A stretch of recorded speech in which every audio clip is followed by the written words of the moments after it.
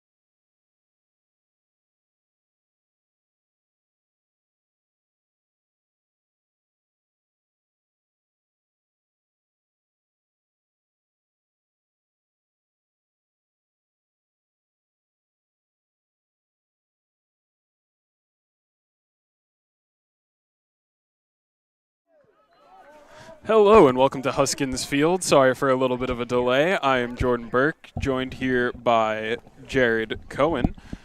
As the Jumbos begin their season opener against, home season opener that is, against the Colby College Mules. We're in the middle of an at-bat here as Forrester gonna foul one back.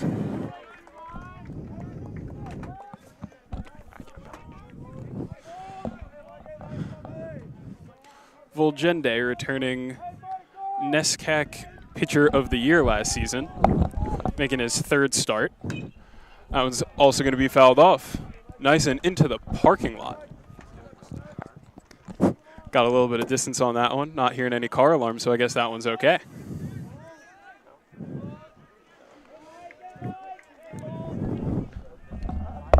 Volgende ready. He's going to be a little bit low, and Forrester's going to walk, get himself on base. Forrester, a little bit of a steal threat, 7 for 8 so far this season through their 11 games. One of the key players for this Colby lineup. Brady O'Brien, another one, at the plate right now.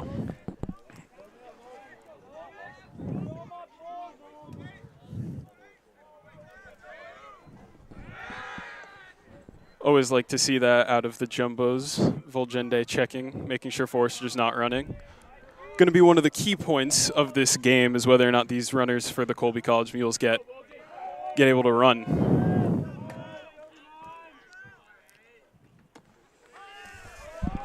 Ball's going to fall in for a strike. 0-1 the count. Joining you now, I'm back. It is Jared Cohen. Apologies for the technical difficulties. Glad to be here today on this beautiful day for some baseball. Had a little bit of rain earlier, but since subsided, we're ready for a nice NESCAC game. That ball is high and foul. DiMaria going to go grab that one. And a nice running play near the fence right there. Came directly towards us.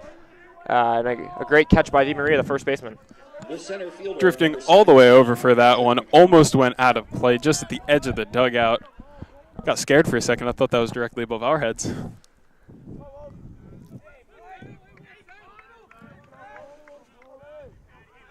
One out and one on, top of the first inning. 0-0 the score. Just a little low. Ball one.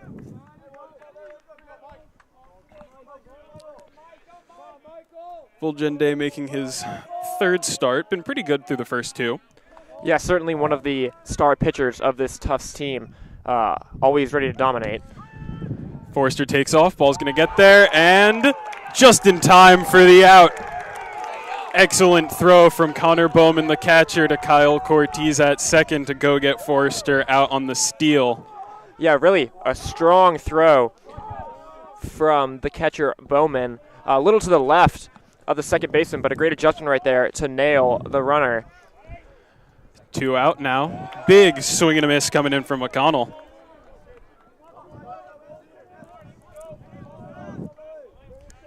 Jumbo's going to feel a little bit comfortable with no man on. That one's going to be low. Counts now 2-2.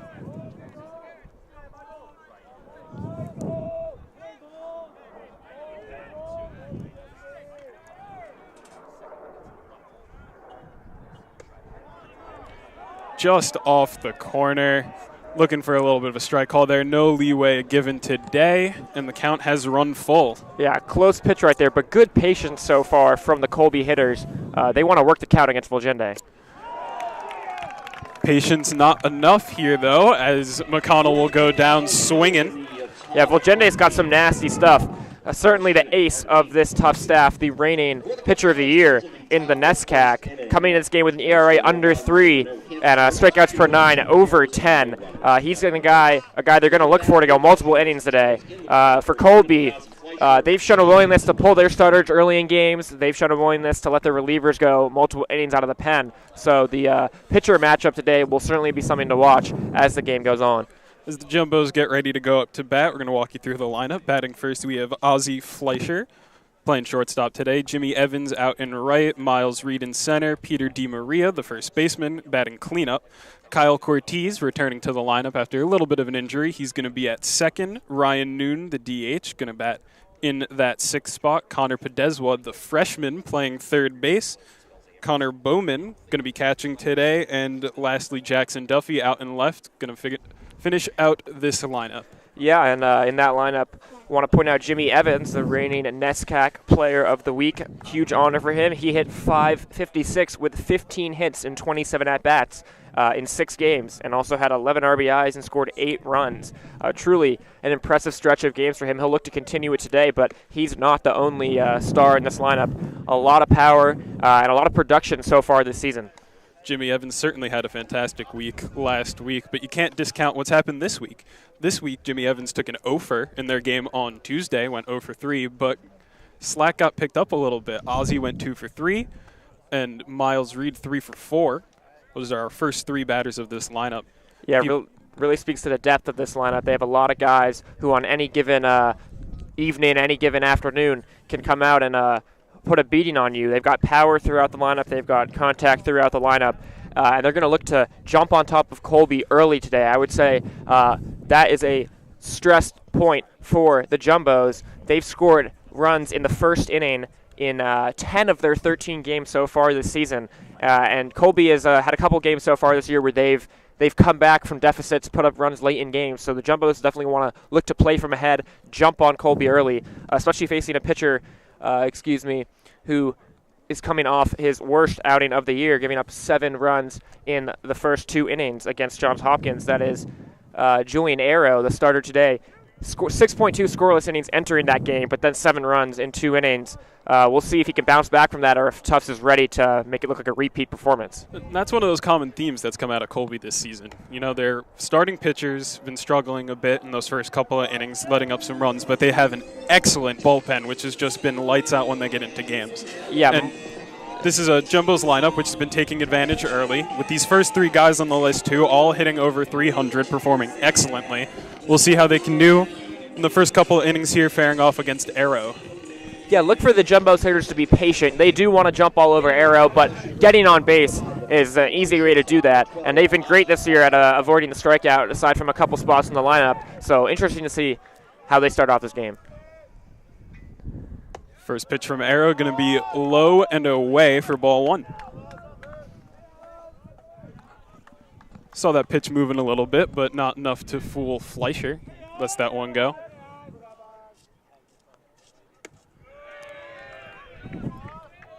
Takes strike 1 on the inside.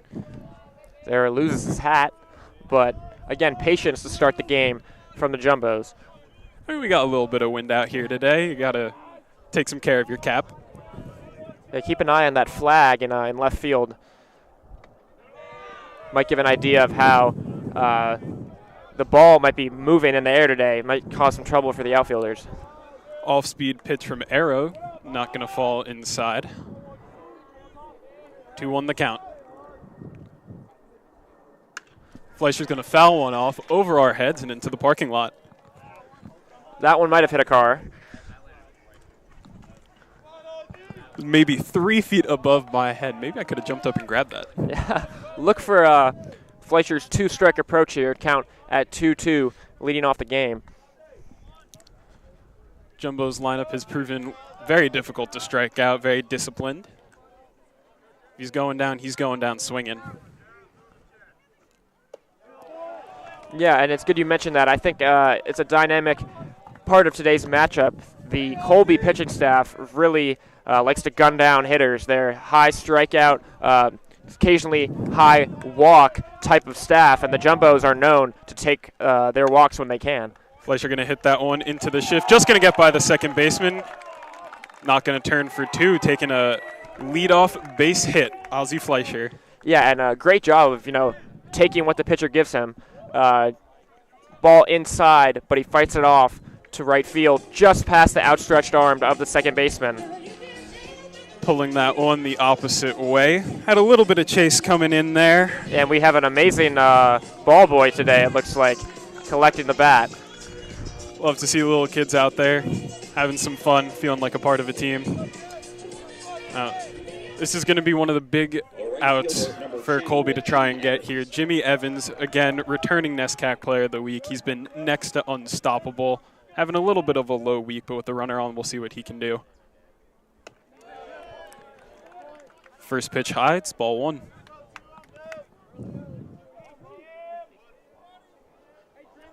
Ozzy not much of a threat to steal a base, but he can grab one every now and then.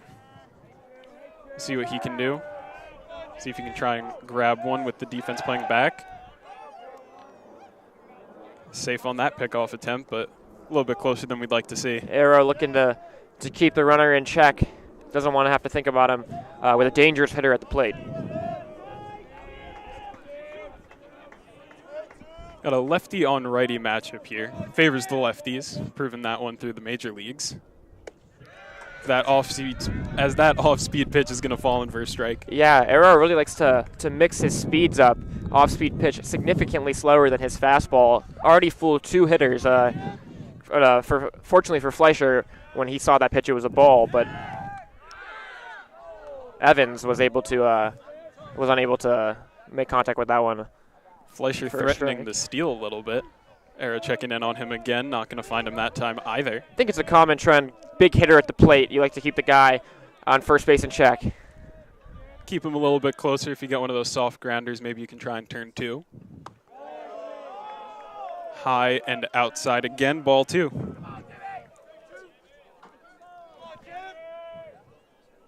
Now, one of the interesting things about this matchup is you've Colby, high strikeout pitching team, but also a high strikeout on the hitting end, versus Tufts, who's also high strikeouts, not as high when it comes to their pitching, and their hitter's just a little bit more disciplined. So I think that might be just an interesting point to look at today. Yeah, everyone knows that baseball has moved towards the 2 true outcomes, strikeout, home run. So for a pitching staff that focuses so heavily on a strikeout like Colby's, to be facing an offense that knows how to work the count like Tufts will certainly present some opportunities. Not going to find the strike zone again. A little bit of struggle coming in from Arrow, something you don't like to see too great for the early innings if you're Colby, but if you're Tufts, you'd love to see that. It gets your runners on, get some of your bigger bats in the lineup coming up a little bit later, chances to see the plate. And the Jumbos might start to look at sitting on that off-speed pitch. Comes out pretty easy to identify at this point, but comes back with the gas right there. Ball 4. Jimmy Evans going to take the bag. Fleischer going to move over to second, and Miles Reed, again coming off of a 3-for-4 day on Tuesday, is going to come to the plate. Yeah, great opportunity early in the game here for him to drive in some runs. 2-man on, no out. Look for him to be aggressive early in the count and try to get the Jumbos ahead in this matchup. If you're Colby, you're really looking for the out right here, because in that on-deck circle looming, you got Peter DiMaria, just absolute power hitter. Saw him in batting practice taking some over the left field fence. And as I said, swinging first pitch, looking to be aggressive early in this game. Took a quick peek over to the parking lot as that one got fouled off and back. Took 3 bounces, not hitting a car. Incredibly lucky today for those parked in the Huskins parking lot. Always a risk. Like to see Reed swinging early in the count. Try and put a ball in play. Bring his teammates home. Arrow asking for some time here. Trying to decide the next pitch.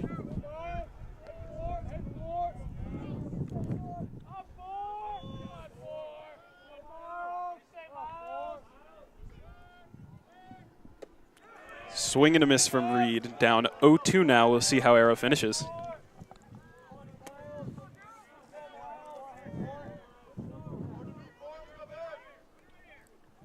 Two runners on, no outs in the bottom of the first inning. 0-0 the score still.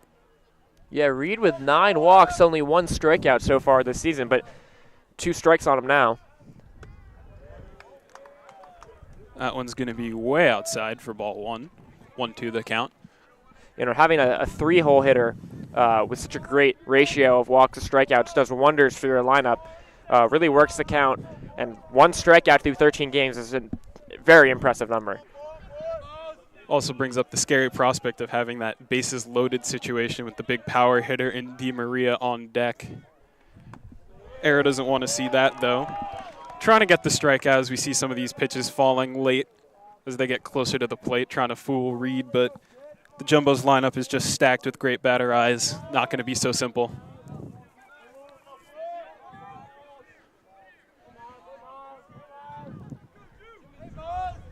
Reed settling in, Arrow to dish.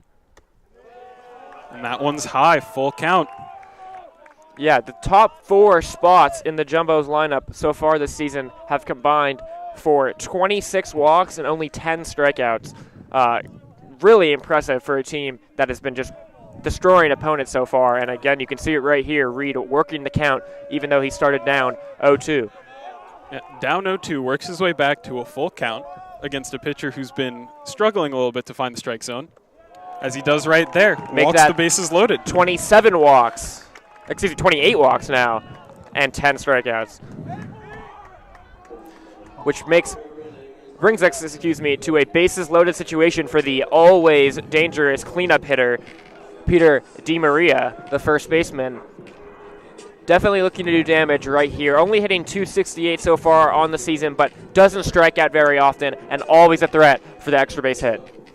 Di Maria, kind of NESCAC royalty, 2019 NESCAC Rookie of the Year, and NESCAC All-Conference First Team that year as well. The 2020 season was canceled, so nothing too special to shine from that. But last season again, 2021, All-Conference First Team. Going to take a big swing and a miss on that one. That was quite the hack. As I said, when you have no outs, bases loaded, men on base, you want to be aggressive early in the count. Jump on the pitch that you can look for. I don't know. He was a little late on that. Might have been sitting breaking ball, but again, good aggression from the Tufts lineup, but balanced aggression.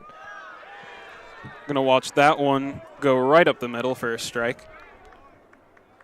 Had some time earlier in the week to talk to some of these baseball players, and what they said is that Huskins is always going to produce home runs. So that big swing earlier might have been Di Maria saying, I'm going to strike first.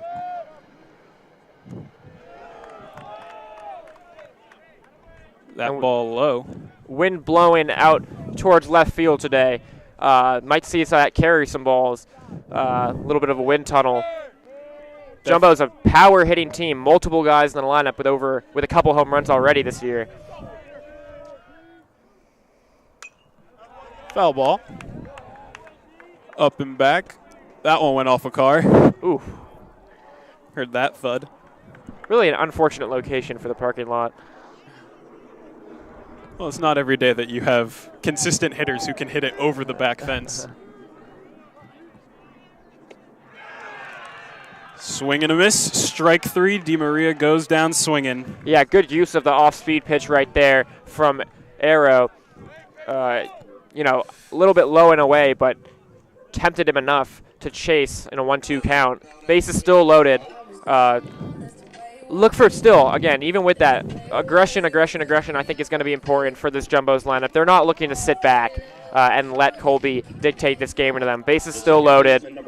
They've got the pitcher flustered. Watch out right here. Cortez coming in, missing a couple of games as they were, the Jumbos just came back from a long road trip, playing games basically all over the place. Yeah, Cortez had 7 games played, I believe, then missed a couple due to injury, but he's back. He's playing second. Still tied for the team lead in home runs with 3 so far this season. Hitting .350 with a .481 on-base percentage. Looking to do some damage right here. Also looking a little bit uncomfortable at the plate. Just watches 2 strikes go right by him, no swings. Yeah, maybe Arrow's settled in a little bit. He's found the strike zone the last couple at-bats. That one's not going to find it, though. Colby bench begging for the strike there, not going to get it. Yeah, looked a little bit outside from our angle. Certainly a close pitch. 1-2 count. One of those pitches is just a little bit difficult to take, but happy to see it called the ball if you're Kyle Cortez. Ooh. Swing and a miss, but the ball got away from the catcher. Still going to go down as a strikeout.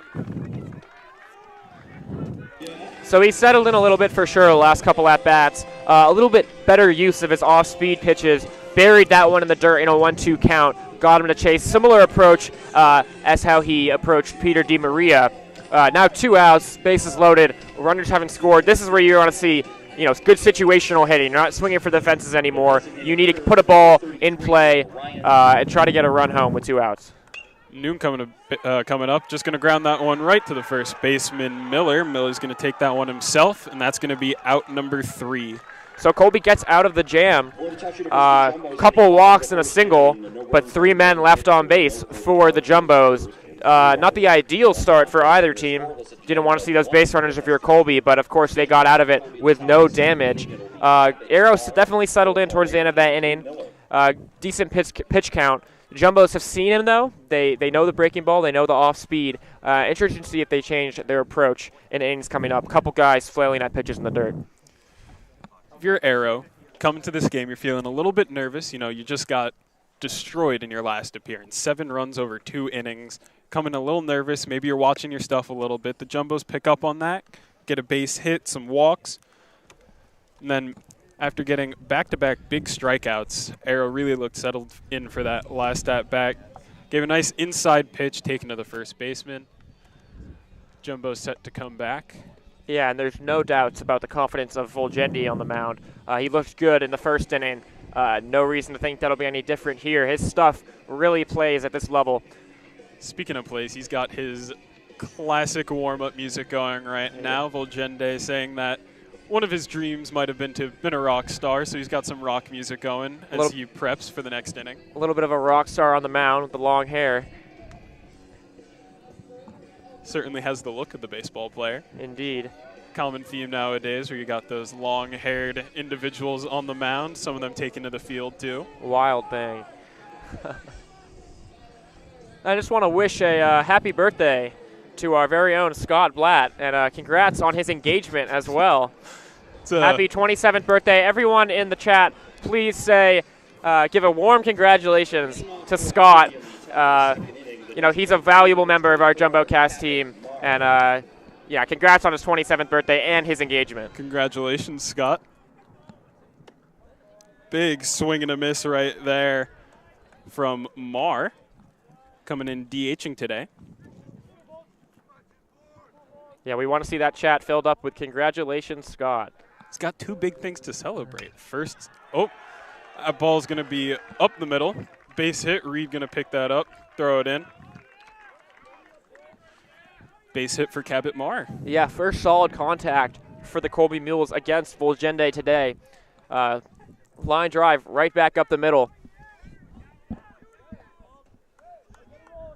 The catcher, number 9. Marr, not much of a threat on the bags.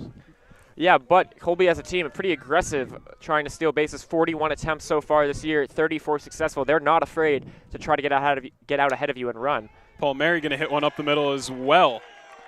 Marr not with so much speed, only able to get to second base on that one, but that's the first 2 batters on, 0 outs. Yeah, and 2 very similar-looking swings on those 2 at-bats. Not doing too much, taking what the pitcher's giving you, driving it back up the middle, a little bit of inside out, but solid contact in both cases. So Volgendi a little bit on his back heels now, 2 men on, no outs, but we just saw Arrow get out of a situation very similar to this.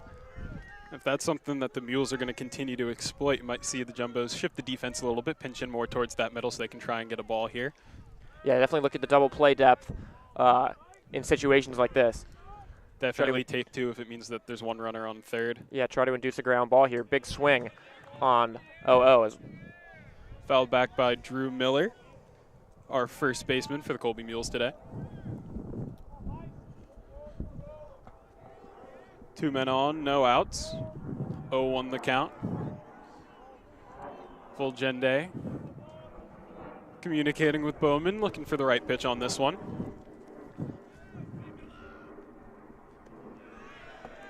Didn't quite get him to swing around on that one. Miller, good eye there.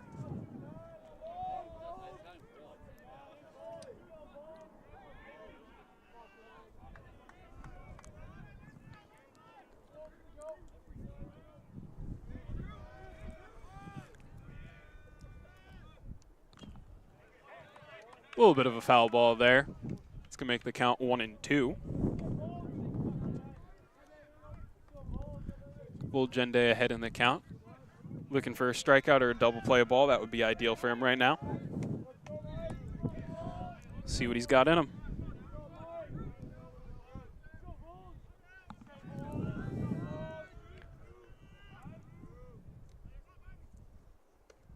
And he says it's going to be ball 2.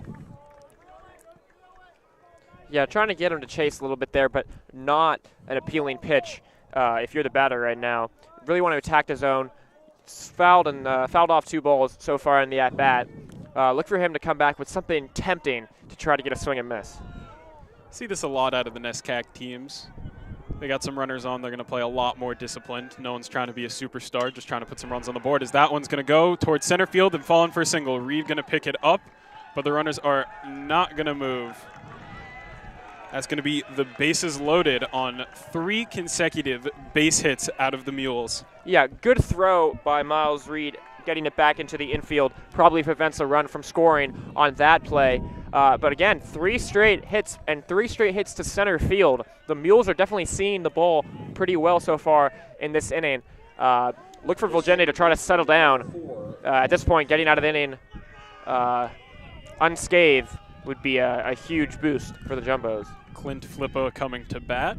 And he's been on fire recently.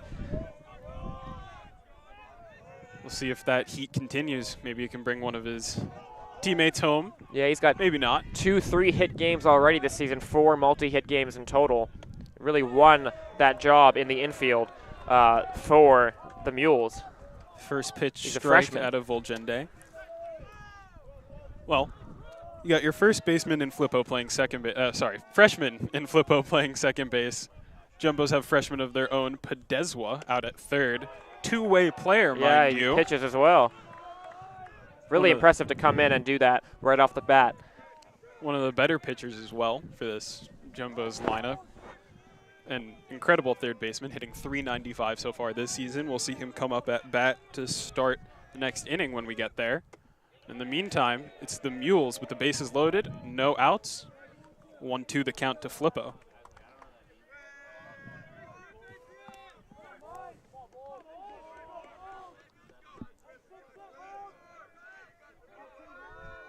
Volgende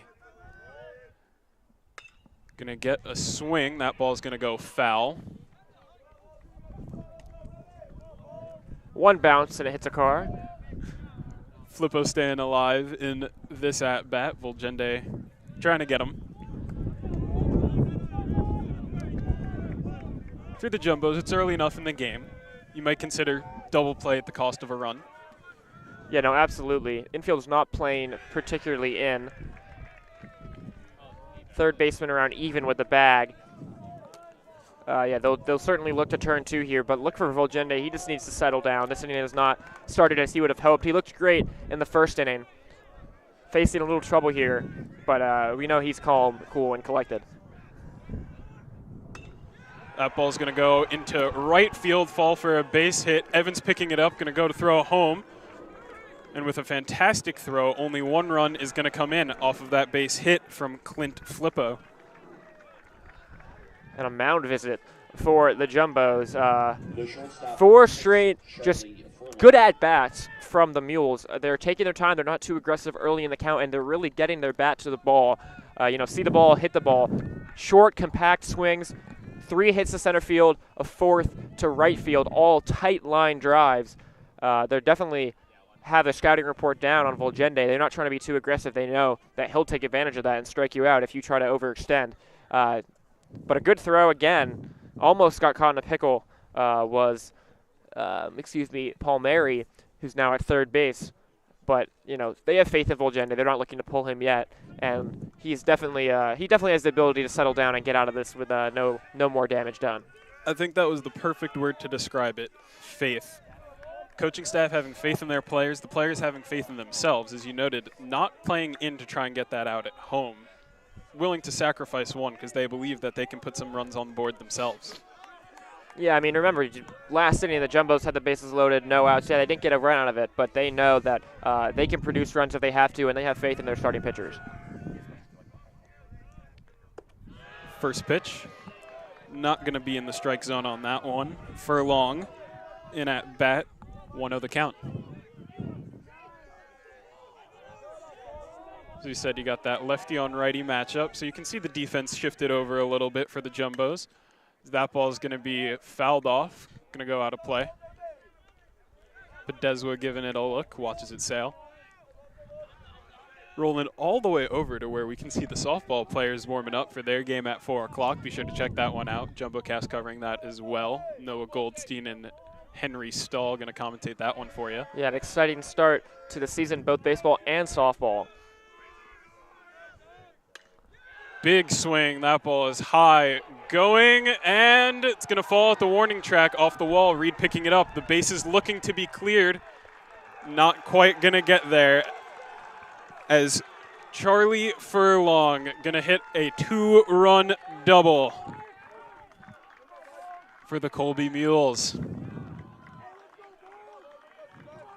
Reed played it great off the hop, hit the hop off the wall, hit the cutoff man, which prevented that run from coming in at third base. Flippo going to have to sit there, but with no outs, we'll see if he'll come back. Coming up to bat, Genki Leclerc. That was Furlong's third double of the year, and really still great hitting approach from the Colby Mules so far. Great compact swing, took that opposite field, line drive off the bat. Didn't do too much with it. They're taking what the pitcher is giving them, and that's always a route to success if you're an offense. Volgende seeming to struggle a bit. That is ball number 1.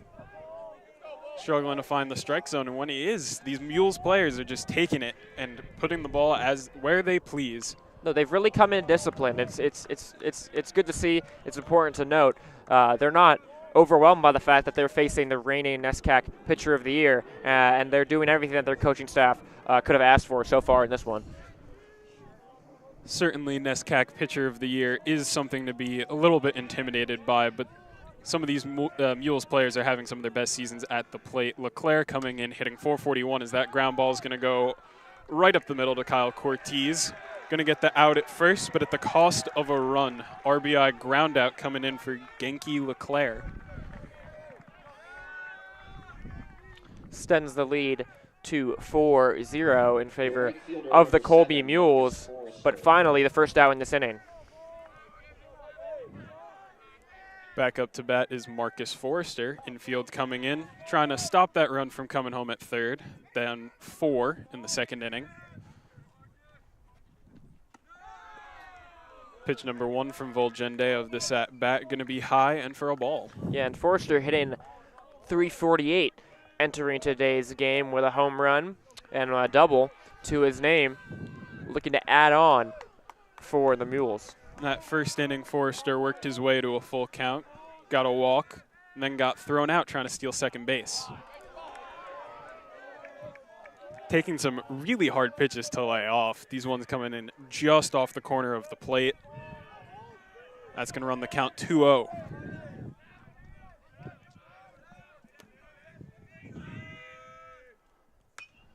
Swing and fouled back. 2-1 the count now to Forrester.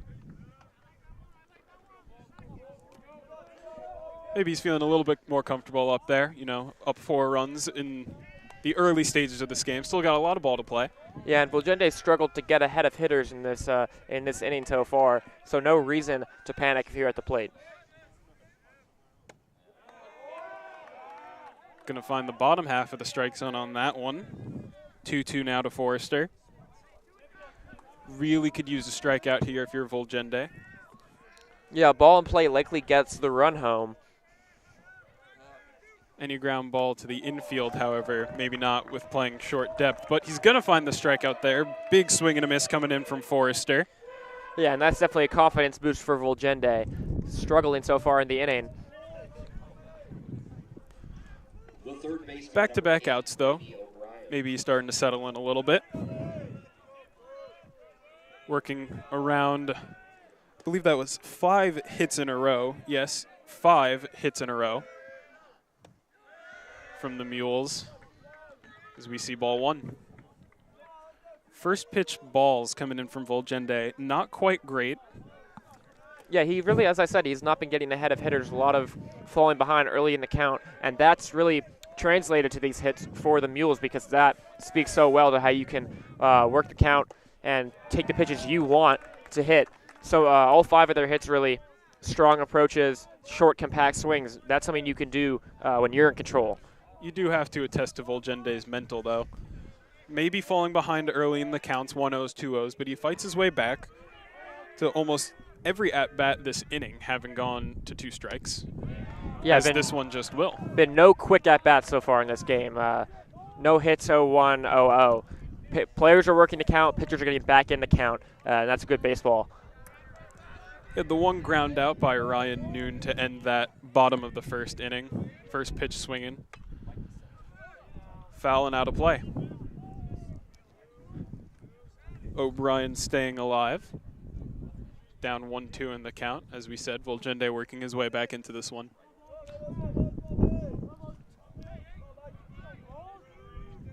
Activity in the Jumbo bullpen. Not sure who is warming, can't get a good look, but interesting to see early in this one. Well, your starting pitcher struggling a bit. The Jumbos have an incredible amount of depth when it comes to pitching. As we said, they have a two-way player in Podeswa who can pitch and play the field, but they also have a fair amount of relief pitchers and starters who, if needed, can come in relief as well. 2-2, that ball is fouled off. That is coming very close. Ooh. Di Maria come running in, sliding, not able to pick that one up. Yeah. Barely avoiding collision with Bowman. Yeah, great effort. Both came sprinting in. Ball came directly at us. Great sliding attempt there, just missed it. But the effort is never the question for this Tufts team. He already made one great catch near the fence to start the game. Almost made a second one right there. As great as it is to see these players hustling towards the ball, I'm a little scared that if that comes over us, we're going to end up getting hit. Not a lot of room to move in this press box. Absolutely. That ball's going to go up the middle, and no one's going to be able to get there. RBI base hit going to come in for Brady O'Brien, bringing Charlie Furlong home. More strong contact from the Mules. Rocket up the middle. Really exploiting this open middle of the field coming in from Cortez and Fleischer. Leaving some large holes open for these ground balls to just get by them.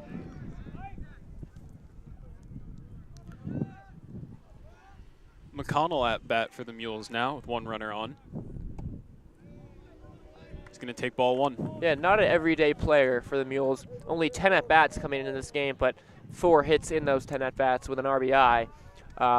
Looking to do some damage early in this one, maybe get some more playing time. McConnell struck out to end that first inning for the Mules. Getting a second chance at Volgende.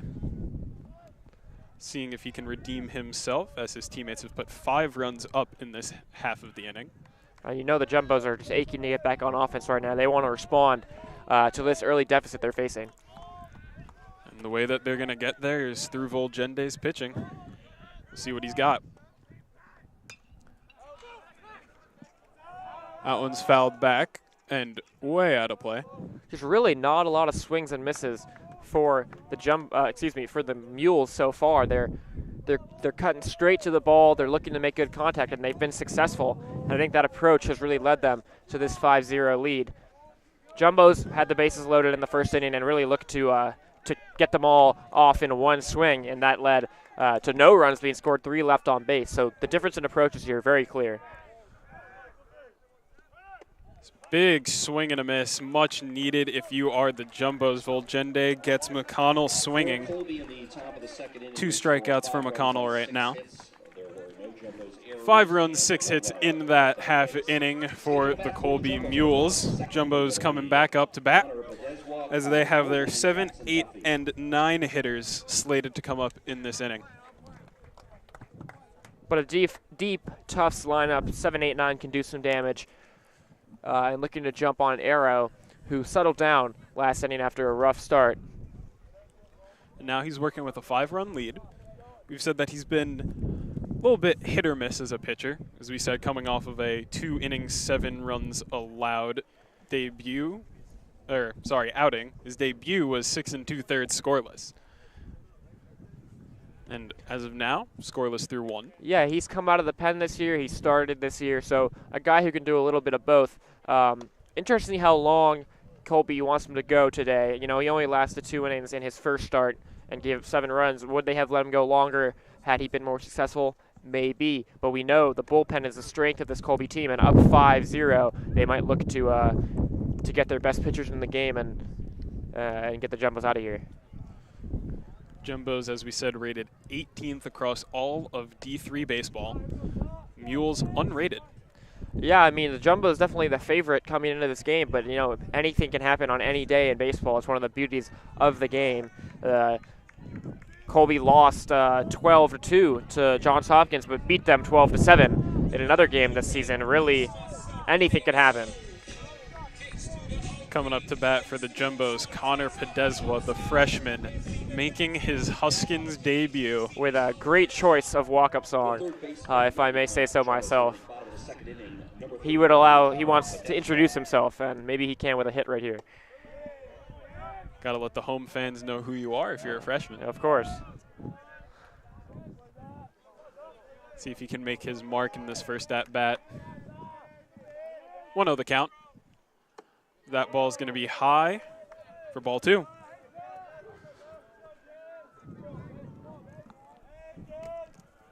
Both pitchers now for both teams seeming to struggle to get that first pitch strike, falling behind early in the count.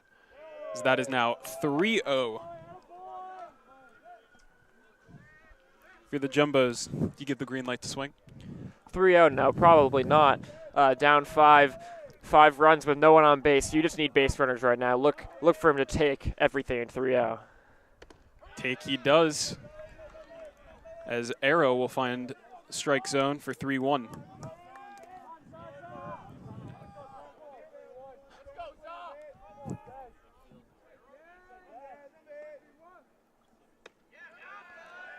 Ooh, see that? Podeswa takes a step, looking like might have been a walk. Always invites a strike call. Anytime you try to communicate to the ump that you believe it's a walk, they're going to call it a strike. Count has run full. Swing, just getting a piece of that is Podeswa, fouls that one back. Staying alive. Both teams really working the count so far in this one. That's what you like to see from both teams hitting. Nice, productive at-bats. As Podeswa's going to go down swinging on nice high pitch. Yeah, and Arrow's mixing his pitches really well so far through 2 innings, keeping hitters off balance. When he comes back with the high heat, really hard to catch up if you're a hitter. Connor Bowman, the catcher, coming up to bat for the Jumbos. 8-hitter today. Number 11, Connor Bowman.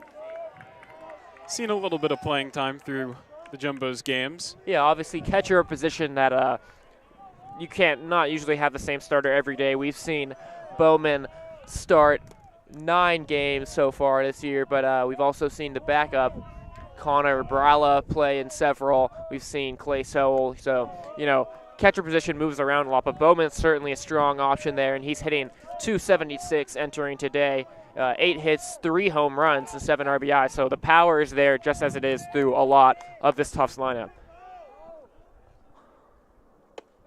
Nice power swing might be needed for the Jumbos. Get an extra base hit runner in scoring position with 1 out, but not if Arrow is going to be unable to throw a strike. Second 3-0 count. We'll see what Arrow can do here.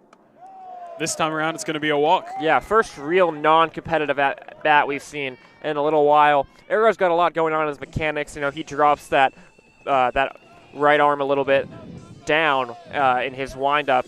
Looks a lot like Brandon Workman, if you've ever seen him pitch. Very similar style. You know, a lot going on. Can be hard to control sometimes, and when it's down, it's really hard to see the ball coming out of the pitcher's hand when they drop it so far down behind them.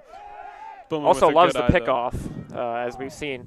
It's probably his 6th pickoff attempt of the game so far. Wants to keep those Tufts runners in check, especially down 5 runs. Well, stolen bases have been a little bit of a problem for both of these teams. pretty good at getting them, not too good at stopping their opponents from getting them, though. Great change of speed right there from Arrow. He's really that off-speed pitch has settled in really well. First couple at bats of the game, he couldn't seem to find the strike zone with it, but coming back on a 0-1 pitch, 1-0 pitch with a breaking ball off-speed pitch like that really fools the hitters. Hard to sit on that. You're probably sitting fastball if you're facing Arrow right now. Second pickoff attempt of the at-bat. Trying to get Bowman. Maybe a little bit of revenge for his teammate earlier who got picked off, as Duffy's going to swing through that one. Yeah, Jumbo's really can't catch up to Arrow's fastball at the moment. As I said, changing speeds. Previous pitch was a good at least 10, 20 miles an hour slower than that one. Really hard to pick up the fastball when you're coming off, such a nasty off-speed pitch. And it's just very similar mechanics for every pitch across the board here, as that one's going to be bounced. Great block coming out there from Palmieri. Going to keep the ball out in front of him, preventing Bowman from taking a bag.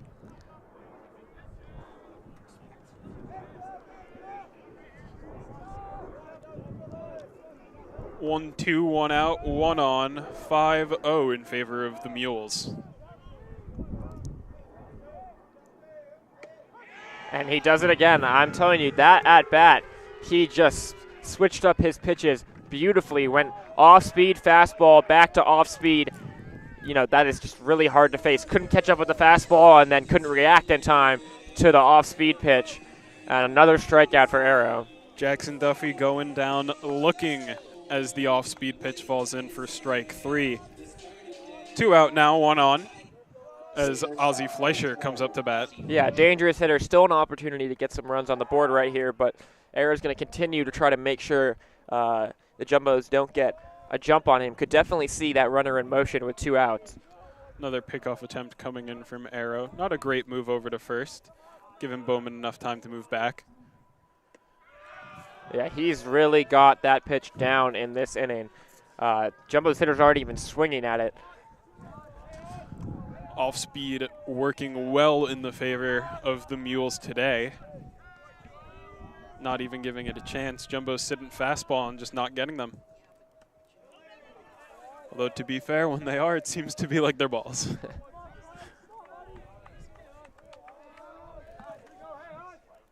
1-1 the count now.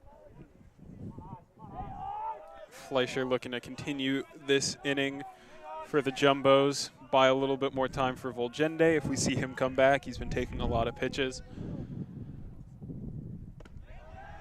Just snapping that over the plate. Jumbos do not know how to react to that pitch so far in this inning. You don't have the best angle to see some of that lateral movement that this pitch might have, but I have a sneaking suspicion that it's moving a little bit both down and across the plate, confusing these Jumbos pit. Miller not going to hold on to that ball as Arrow looks for another pickoff attempt at first base. A little bit of confusion from first base umpire, not knowing where the ball was.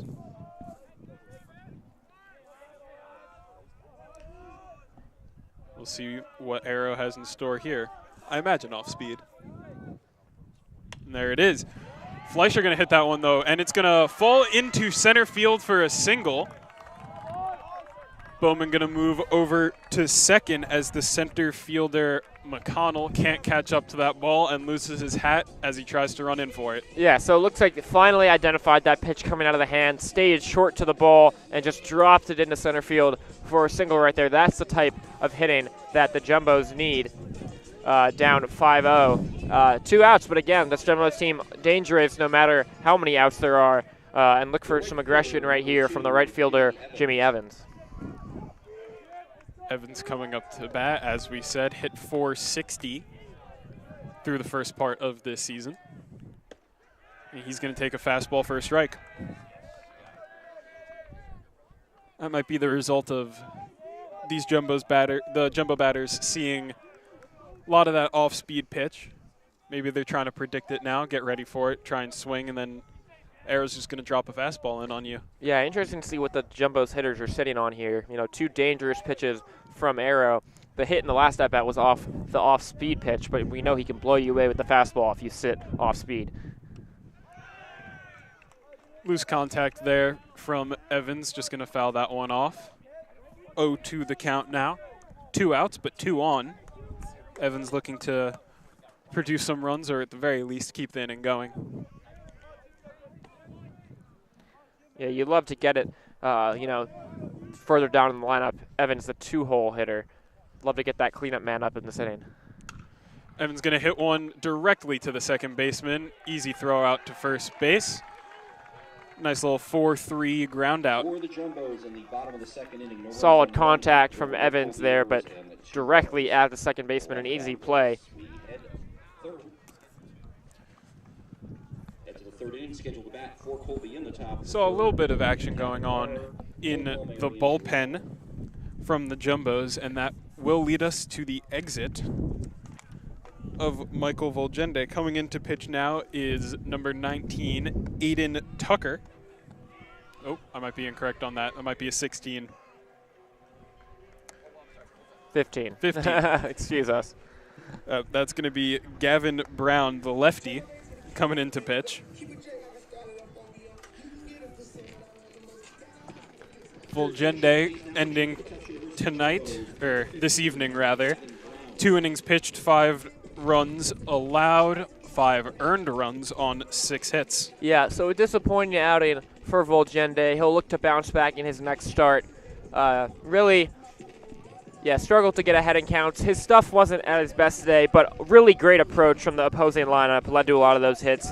Only really 1 extra base hit allowed and a couple of singles that led to that 5-0 lead. But, quick hook to bring in Gavin Brown. He's been strong so far this year. Not quite the strikeout threat that Volgende was, only 7.71 Ks per 9, but a 2.31 ERA. He doesn't walk a lot of guys, only 2 walks in 11.2 innings so far this year.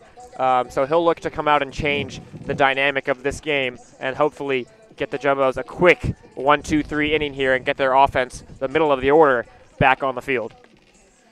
As we said, Brown coming in with those 11 2/3 innings pitched over 4 appearances, so not super lengthy amount of time in relief here, maybe trying to get a couple of solid innings out of him here. Yeah, but, tied for second most appearances with 4 of any reliever on this tough squad, so they just certainly trust him to come in and give them good innings.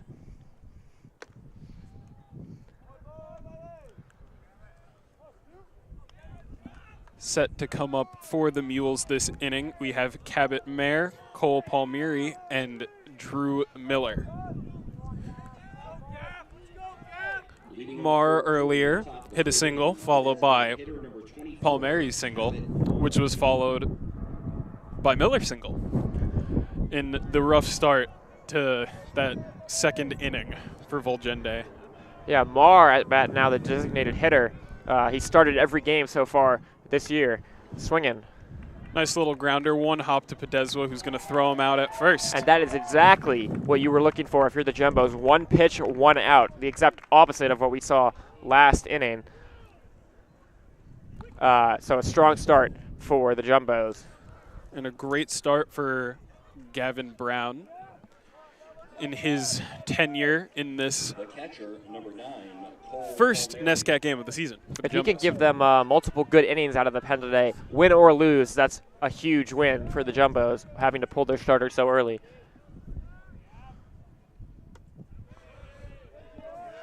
Yeah, and a big lefty frame. Certainly some possibility for deception here, facing, lefty on righty right now. That's a long fly ball. Reed giving chase back to the wall, and that one is gone. Cole Palmieri to left center field. Big swing and a big distance traveled on that ball as Palmieri's going to hit one out of the yard. That is his first home run of this young season. Really a blast. First at-bat looked great for Brown. Second one, not so much. Caught up to that pitch right there and drove it over the left center wall, around 370 feet out there. Look for Brown to settle down after that one, not take it too seriously. Well, he's in a favorable matchup now, lefty on lefty. Some of his off-speed pitches fooled batter a little bit more. That one, however, not quite as it bounces in. Yeah, didn't quite get there. So 6-0 the lead now. Definitely not ideal. Not what you expected if you're the Jumbos, but game's not over. We've seen crazier comebacks before. Miller going to hit that one back to the second baseman, Cortez. Going to throw him out at first. DiMaria having to work a little bit to get that ball, a little bit off, fall down to his knees to scoop that one, but that's going to be out number 2. So 2 quick out sandwich with a solo home run for Brown so far. The But second baseman, number 4. looking to get a quick third out. Would be a quick inning overall, even with the run scored. A little bit of a change of pace on the attack plan for the Mules, though. A lot of at-bats early on in this game, going the distance, running the count full, or 2-2s, but now we see a lot of more early swings coming in, first pitches, second pitches. And that's a luxury you get when you're up 6-0 in a game. You can suddenly get more aggressive in the early count, swing 0-0, really swing at what you want and dictate the pace of the game. Brown seeming to like working a little bit low here. A lot of his pitches being on the bottom half of the plate. There's a lot of debate in baseball about the pros and cons of swinging early in the count. There are some hitters who swear by taking the first pitch no matter what. There are others who love to jump all over a pitcher as soon as they see them. College level is a lot more, organizational philosophy. The team needs to be working together, but, definitely different ideas as to what is best. That ball's going to be hit, looking to go shallow. Jimmy Evans running in, makes the catch, and that'll be out number 3, ending this the top of the third inning. Only the home run going on there for the Mules. Cole Palmieri hitting that one to left center field. And we're going to take a quick break, and we'll join you for the bottom of the third.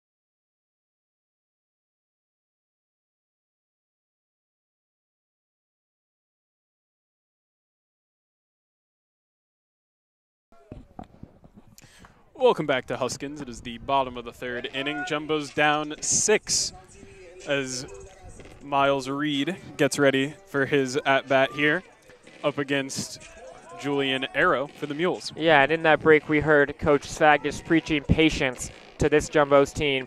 Down 6-0, the game is not over. They know that. There's plenty of time left to come back. It's all about the way you approach the game. In baseball, you get too desperate from behind, that's when the game is over. If you treat every at-bat as if it was 0-0, as if it was the top of the first inning, that is how you come back in a game like this. One of the key things he said during that little meeting he had with his players in the half inning, one of the big takeaways was stay locked in for all 9. Throws a ball, take it. Just see what you can do with it. If it's in the zone. Great mentality to have locked in for all 9 innings of this game, saying we're not done fighting yet. Reed taking strike 1 there. 1-1 the count now. Arrow continuing to work well for the Mules so far. Definitely a big swing from his last appearance. Yeah, Jumbos really want to get some runs on the board in this inning, especially with the middle of their order up. But that off-speed pitch is just killing the Jumbos right now. I can't stress enough how well Arrow has been mixing his pitches. These are dangerous hitters. Miles Reed particularly, and just fooled by that pitch in the dirt. And that one was thrown about 4 feet shorter than we've seen so far in this game. Yet, still able to get a swing on that. Not quite able to get him on the high fastball. Good eye high in the zone today for the Jumbos. Yeah, once you start chasing up in the zone, really just unlocks a lot for something the pitcher can do, change the eye level there. So good discipline for the Jumbos to not go after those high fastballs. Swing and a miss on a nice breaking pitch from Arrow, and Reed goes down. And that, I'm telling you, that is just dirty right there. I mean, these are dangerous hitters, as I said, and that is just an absolutely amazing job from Arrow to mix it up. And again, as I said, change the eye levels. He went high fastball, came back with a breaking ball over the plate and just flailing at it. Coming up to bat, one of the strikeout victims today for the Jumbos, Peter DiMaria. Big cleanup hitter. Let me see what he can do here. Taking that breaking ball first pitch for a strike.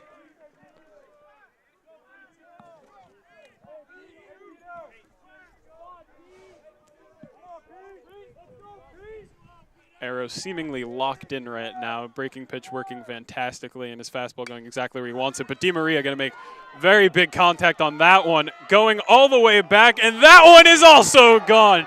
The Jumbos find themselves on the board as DiMaria takes that ball to left field. Yeah, looked a lot like the home run we saw last inning.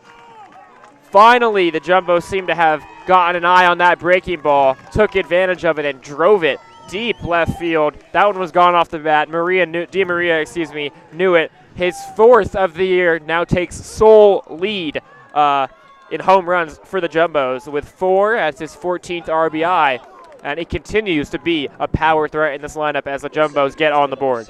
Well, the difference between the 2 home runs we've seen today, for Palmieri, his was more of a line drive shot that just kept going, but off the bat, that ball was high and it was going places. Yeah, it was gone. DiMaria knew that was gone by the time he got halfway down the line to first base. Arrow looking a little nervous, not able to find the strike zone on that one, not even able to find his catcher as the ball is just going to roll all the way back to the backstop. But still a 6-1 lead for Colby. Nothing to panic if you are Julian Arrow. That one straight up in the air. Still going to be in play or drift a little bit foul. Cuts back in, but in play, that should be a fair ball and fall for a single. And there is that wind I was talking about. I told you it would have an effect in today's game. That was a mile-high pop-up on the infield right down the line. Very unfortunate for Colby that it drifted just fair by a matter of inches, fell in for what might be counted as a hit. We'll have to see what the scorer says. No contact made by an infielder, but another man on base for the Jumbos. 6-1, looking to do some damage, narrow that gap. Ruled as an E5. O'Brien calling for that ball the whole way, but not able to come down with it as the ball fell down hard, fast, and drifted in play. So Cortez is going to be able to take first for that one. Swing and foul for Ryan Noon. Yeah, Jumbos haven't really been able to catch up to Arrow's fastball yet. As I said, he's mixed speed so well, but that home run came off of a breaking ball, so we'll see if they can adjust to both pitches as this game goes on. Arrow working with perhaps the most trouble that he's seen so far today. Well, he did load the bases in the first inning, but no runs scored there. So maybe a little bit easier in terms of what the actual situation is, but definitely a little bit less composure, a little bit of work has been put on his arm. Still no one active in the bullpen for Colby, though. Ball 1 coming in on Noon. Noon, another one of those big power hitters that the Jumbos have in this lineup. Yeah, yet to homer so far this year, but he's hitting .417, and maybe he's due, although some say that that's a myth and you cannot be due for any outcome. Arrow keeping with his patented every other pitch over to first for see if you can keep the runner. Yeah, it maybe seems get like lucky and pick him off. Seems like it's part of his rhythm. I mean, a lot of these guys aren't even really threats to steal, but nonetheless, he likes to keep them in check. Lot of Jumbos on their front foot so far in this game on this off-speed pitch, just getting them out in front. A lot of pitches, barely getting to the plate, getting swings from the Jumbo hitters. Nice break on that pitch. Noon swinging right over it, thinking that he was going to get at the bottom of the zone. That one, he's going to hit up the middle, picked up, and this is a double play ball if I've ever seen one. Double play, it is patented 6-4-3, and the Jumbos send down 2. For the Tufts University Jumbos in the bottom of the third inning, they score 1 on 2 hits. There were no calls. May not have produced a whole lot of offense in that inning, but they do get the big blast from Peter DiMaria to put the Jumbos on the board. Now only down 5. 6-1. 6-1, down 5. And Gavin Brown seemed a little bit rattled after the home run, but got himself back in it to end that third inning. As we enter the fourth, we're going to see the back half of the order, 8, 9, and 1, coming in for the Mules. Kind of a gloomy day here at Huskins Field, windy and overcast. Wind is really blowing, as we've seen, impacted the game in multiple ways already so far. You may take overcast better than what it was earlier on in the day. A little bit of rain, but since it's dried off. Yeah, I was afraid of a rain out, but good luck today. No rain so far. Fingers crossed that continues. As the Jumbos warm up, I'm taking a lot of notice on Brown's frame. As the lefty, he's opening up to where we're standing. We get to see big leg extension, big arm extension, really whipping that shoulder forward to generate some velocity on all of his pitches. Yeah, and he generated a lot of soft contact in the last inning, other than the home run, of course. Look to see how he attacks a lefty in this at-bat. This is Furlong. He had that 2-run double in the second inning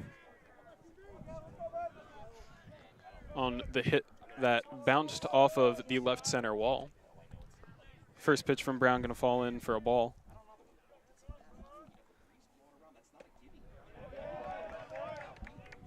Little bit of break on that one to get the ball underneath the swing of Furlong, 1-1.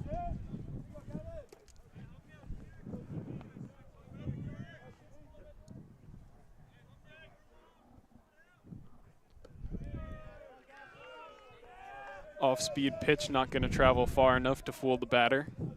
Landing just behind the plate for a ball.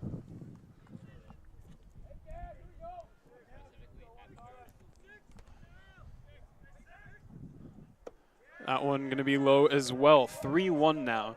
This is a little bit of the opposite of what we saw from Volgende. Volgende would go down early, catch up late, and then, we'll see what happens from there. Brown, however, is getting ahead early and then just losing the batters. That ball high, traveling to right field, and that one is going to hit off of the right field wall. Turning for 2 is Furlong, and he's going to make it with his second double of the day. Yeah, came into the game, I believe, let's see. Furlong came into the game with 2 doubles. He's now doubled that to 4. That missed a home run by really a matter of inches. Hit off very close to the blue top of the wall in right field, around 309 feet down there. So 2 innings so far for the pitcher, and 2 deep shots, 1 home run, 1 double. But he responded well last inning. We'll see if he can do that again right here. Well, off of first looks, that's a ball. So maybe not quite as locked in as he'd like to be. A little bit rattled off of what was maybe 6 inches away from being a home run to the right field corner.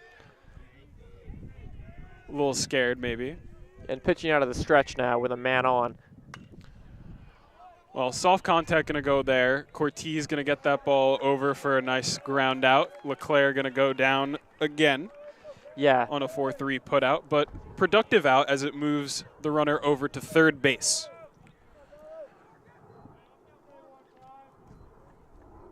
Yeah, and Brown really comes down on you as a pitcher. He's got a tall frame and he's a lefty, and it really changes up the angles that you're looking for when you're a hitter. Fourth inning, and the leadoff man, Forrester, taking his 3rd at-bat now. He had a walk, he had a strikeout, And now he's down 0-1.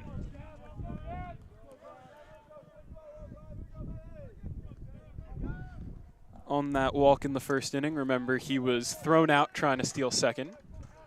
Now being 7 for 9 on the season, stolen bases, 2 attempts.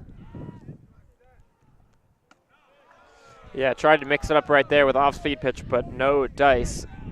Hitter saw that one all the way and wasn't close. That was a nice idea of shaking things up a little bit. Nice high breaking ball, fall in at the end, see if you can get him swinging under it.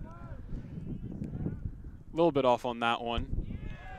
Tries to go back to it again and can't find that one either. either. Yeah, seems like Tufts pitchers haven't attacked Colby quite as strategically as Arrow has done to them. They've been mixing their pitches, but haven't quite found a great balance in the way to go at these hitters in a strong Colby lineup. And now losing the strike zone a little is Brown. That ball down and in to run the count to 3-1. Again, getting ahead and then falling behind. Might be a point of emphasis for the Jumbos in practice later this week. But the game is not over yet. Talented lineup, talented relief pitchers as well. As Brown gives up another walk to Forrester, his second of the day. Uncompetitive at bat right there, but again, you got to have a little more faith in Brown, and I think they do. You know, 6-1, they need innings right now from Brown. They need him to get out of this one. He looked good last inning. No runs have come in yet so far in this one, and he still has an opportunity to get out of this. We saw the Colby Mules turn a double play in the previous half inning. Jumbo's certainly looking to do the same right here. Brady O'Brien at bat. Maybe looking to make a offensive repayment, we'll say, for the error he let up in the last inning, allowing Kyle Cortez to get on base.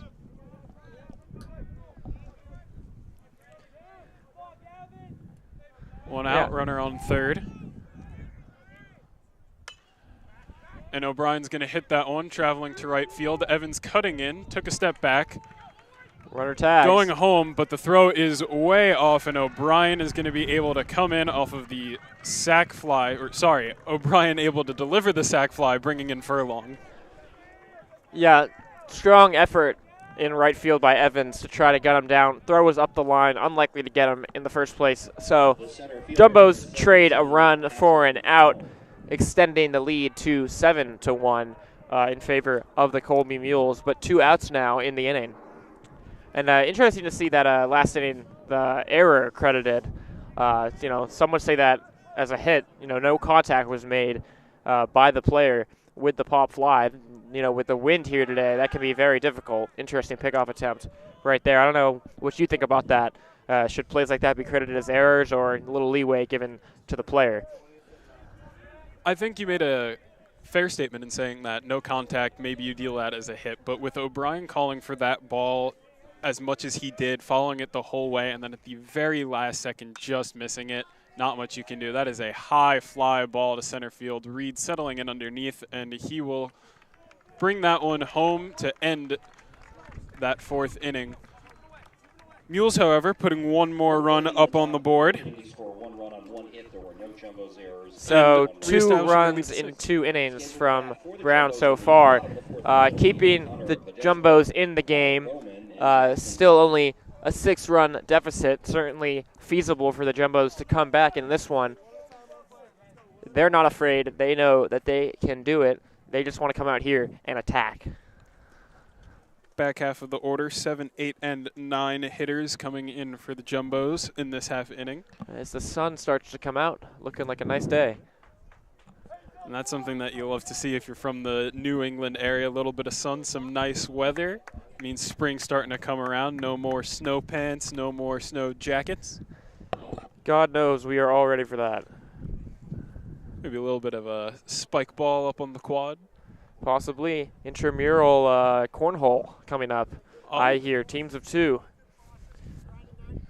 Well, we here at JumboCast have established a intramural dodgeball team. Sadly, not going to be broadcasted this time around. Maybe we'll look to reconsider that in the future. Yeah, would be must-see TV for sure.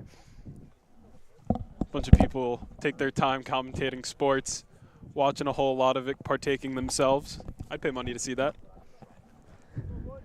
And again, if you're new to the broadcast, just tuning in, 7-1 Mules over the Jumbos.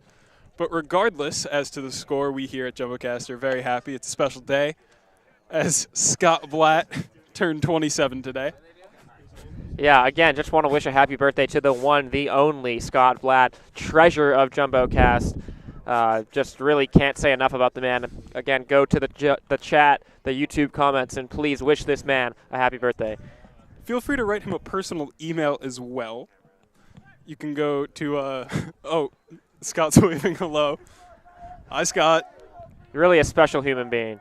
If you have any special birthday wishes for Scott, feel free to reach out to jumbocast@gmail.com. Under subject line, include Happy Birthday, Scott. And he gives us the heart. We love him too as we enter this new inning. Now the bottom of the fourth, Podeswa up to bat, making his second at-bat of the day. The sun is really out now. Maybe a sign that things could change for the Jumbos here. Well, the sun's working in favor of the defense right now. Nice angle, putting it directly in the way of these hitters, maybe in the catcher as well. But at the backs of the defense, so not going to interfere with the pitcher too much, as Arrow seemingly still locked in. Yeah, he's shown no signs of letting up. Really, most trouble he had was in the first inning of this game. Gave up the solo home run to Di Maria last inning, but in between has looked extremely locked in. Soft contact made there from Podeswa. Foul ball, that one a little bit behind. I'm sorry, I'm in a... Breaking news from Major League Baseball. I'm in a Jacob little bit deGrom of pain. going to be out for up to at least 4 weeks for the New York Mets. As a Mets fan, that hurts. That hurts Yeah, a lot. Bad for baseball, I would say. Tufts down as Podeswa goes down swinging on that filthy breaking ball from Arrow. That Mets team was looking quite stacked before that one, and everyone wants to see a healthy Jacob deGrom. Everyone wants to see that, but another year where we might not get a full season of his dominance. And continuing with his dominance is Julian Arrow. Yet another strikeout to his rap sheet this day. That, I believe, is number 6. High foul ball off the bat of Connor Bowman.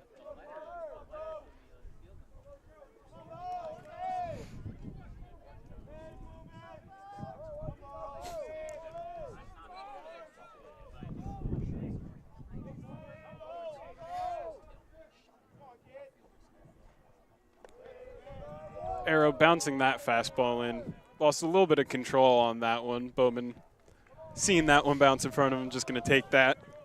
Give him a free ball.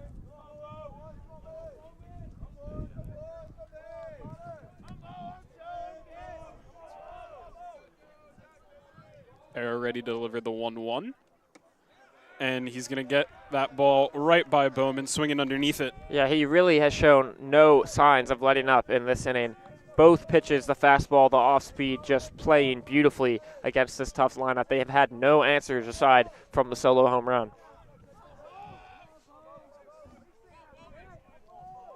One to the count. And that off-speed pitch, not quite the breaking pitch that we've seen from him, just a little bit slower, maybe took a little bit off. That one's going to be low for ball 2.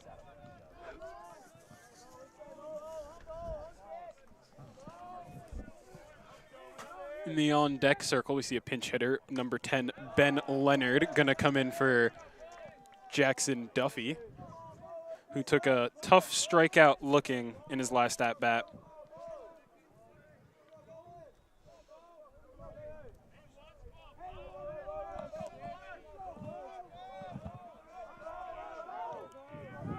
Two to the count. And that ball is going to be way high to run the count full. Slipped a little, maybe.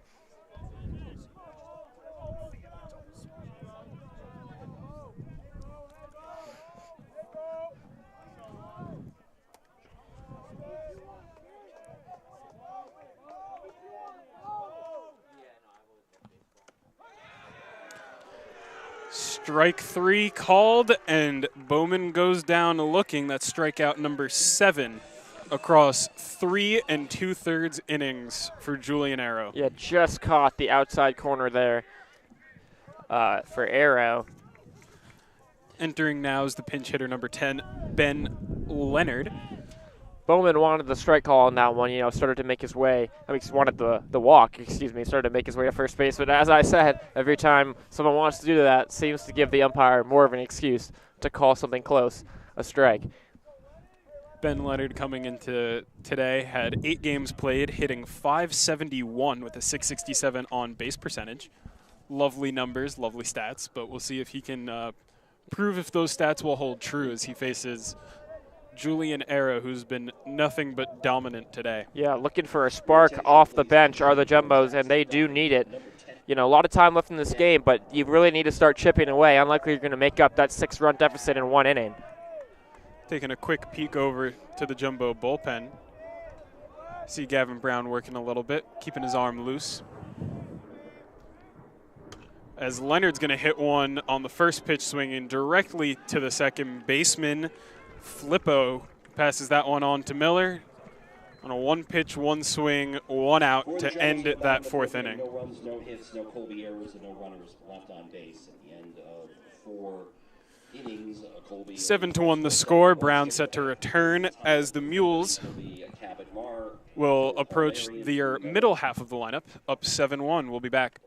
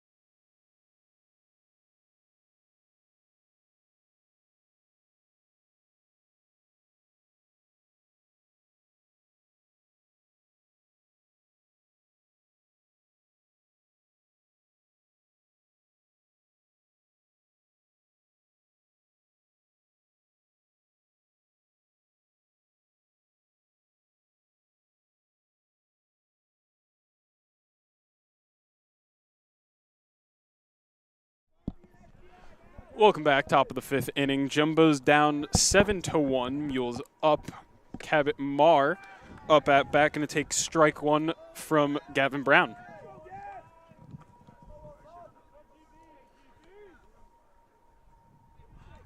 Marr today, 2 singles and a ground out, 2 for 3. Taking some pitches here. And Brown eating some good innings for the Jumbos today, even in a game in which they are losing. Always valuable to get innings out of the pen.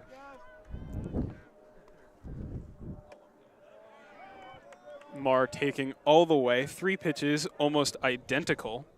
2 for a strike, 1 for a ball. Quick glance over at the Jumbo's bullpen. Number 14, Jack Schwartz warming up.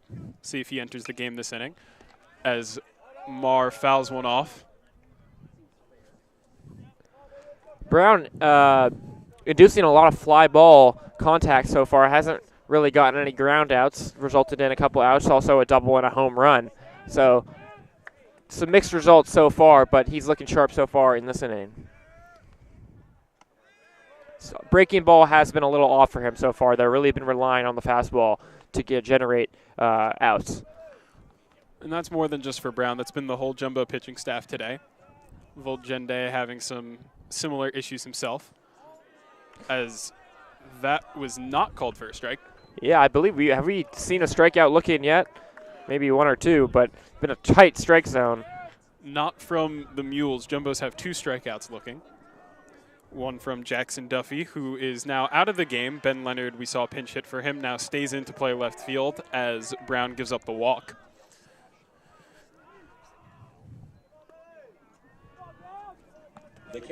So, Jared, I got an interesting idea. Let me know your thoughts on this one. San Francisco Giants, they'll have fans out in kayaks in the river ready to catch home run balls.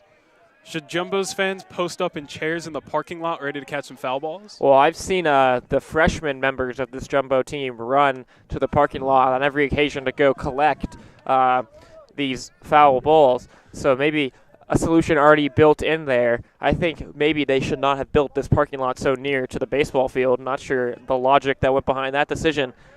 People's cars getting peppered with foul balls today and probably for the rest of the season. Swing and a miss coming in there from Paul Mary to make the count 1-1. Paul Mary, so far, 2 for 2 today, as he has that long home run that came in the second inning. Or, excuse me, third inning, my bad. Can't read my own scorecard.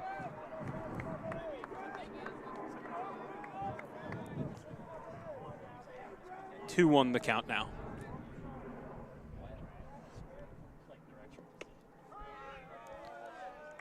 Palmieri ducking out of that one. Didn't think it would bite the inside corner, but it does as that pitch gets called for a strike.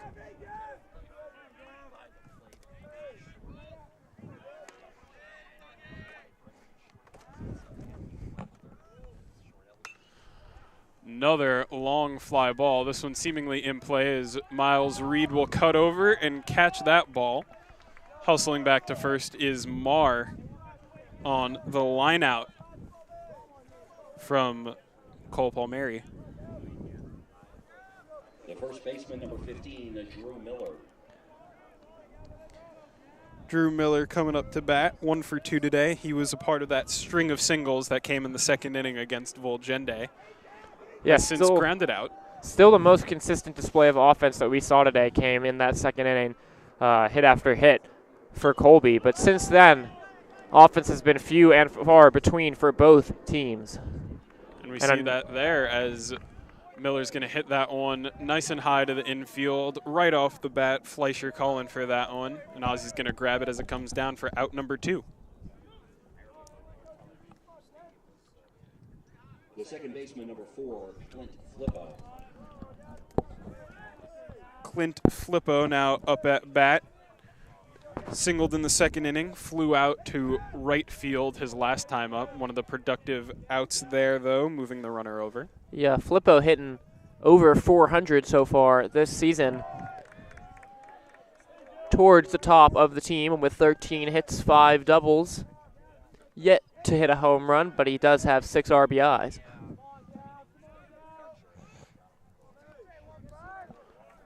Two out, 1 on in the top of the 5th inning. Brown delivers ball 1.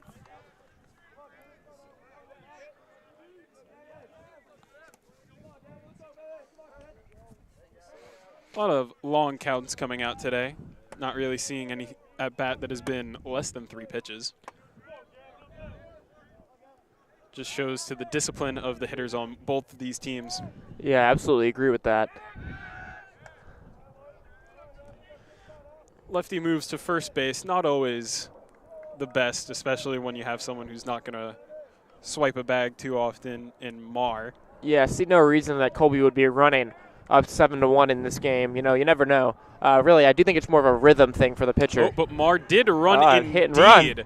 Hit and run, you called it perfectly as Flippo drops that ball in and Marr moves over to third on the base hit from Clint Flippo. Not sure how the Jumbos are going to like that one. Hit and run from Colby in a game in which they're up 7-1. But, you know, this game's not over. Still part of the game for sure. And a well-executed hit and run. Short swing straight to the ball. Dropped into right field and now first and third, and a mound visit for the Jumbos. Looks like we might be seeing a pitching change. Smart move here, in my opinion, from the Jumbos, bringing in Schwartz. Schwartz been a little bit interesting this season. 7.11 ERA, but 4.26 Ks per 9. 5 earned runs. Actually, all of the runs he has given up have been earned. 2 walks, 3 strikeouts, 7 hits allowed in his 6 1/3 innings pitched. I like the move, though, because this is Charlie Furlong coming up to bat. Man has 2 doubles so far today, including one that he had in the last inning up against Gavin Brown. Yeah, you don't want to give him anything else that he's seen already. Schwartz has struggled so far in this young season, but again, only 6.1 innings pitched so far. I'm sure he thinks he can do better. He's got some nasty stuff, and he'll come out here with confidence and try to get the jumbos out of this inning. He's got a little bit of sidearm action. Not fully overhead, not fully sidearm, somewhere in the middle. Generates a little bit more of a whip in his pitch. Yeah, definitely some interesting action in his pitching mechanics, and he's a righty, so a switch up from the lefty in Brown. Definitely a new perspective for the hitter coming up. We'll see what Furlong has in him. Again, he has 2 doubles today. One that went to left center field, bouncing a little bit before the wall and then off of the wall. Handled well by Miles Reed to prevent a 3rd run on that double from coming in as he held the runner to 3rd. And the last one was a deeply driven ball, 309 feet on the nose to the right field corner. Just lacked the height to get over that fence. Yeah, narrowly missed a home run on that second one. He'll look to go 3 for 3 as he comes up here. As we said, he doubled his double count, going from 2 to 4.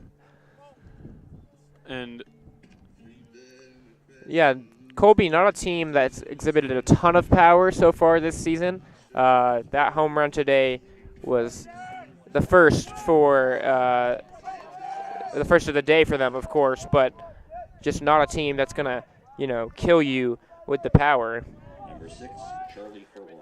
Again, it's the 5th inning. Only 5. That was their 6th home run as a team so far this season. So the Jumbo is definitely a lineup with more power, but maybe some untapped potential there for the Colby lineup. Take 6 home runs in a season and compare it to Peter DeMaria himself. He has 4 already 4 on the season with his addition today. First pitch from Schwartz going to be a ball.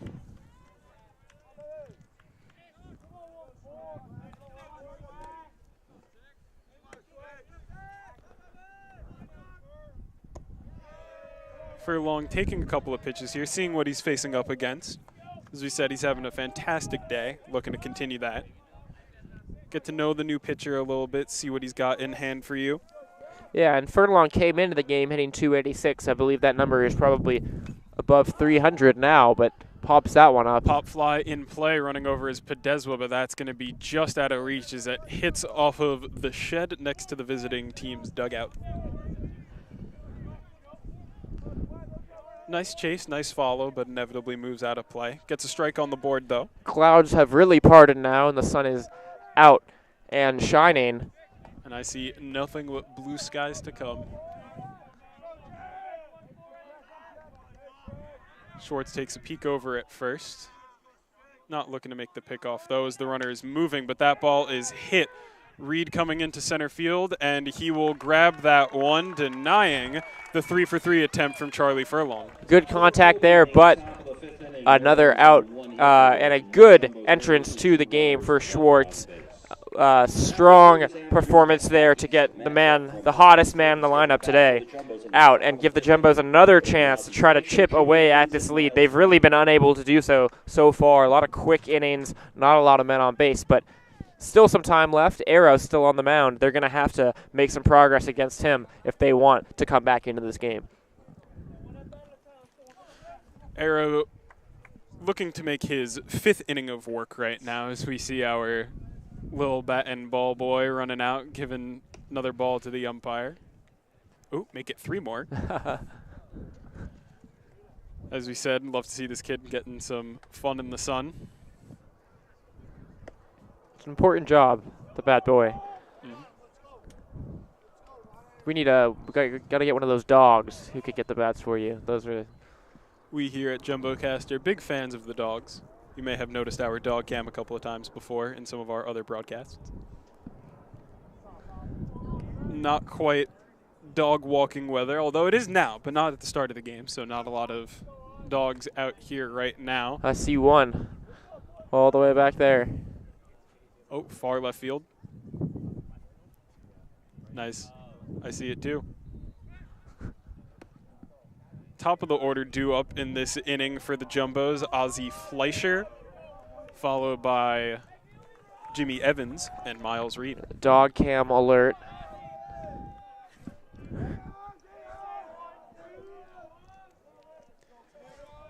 Arrow feeling a little bit loose, stretching out a little bit before he begins his 5th inning of work. Jumbos in the bottom of the 5th inning, the shortstop, number 12, Ozzie Fleischer. So back to the top of the lineup, the Jumbos are, and they really need to make some progress if they're going to hope to get back into this game.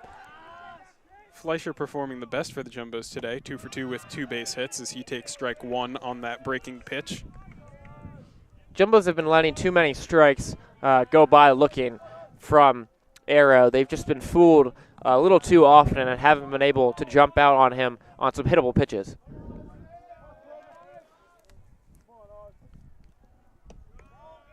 That ball going to be low.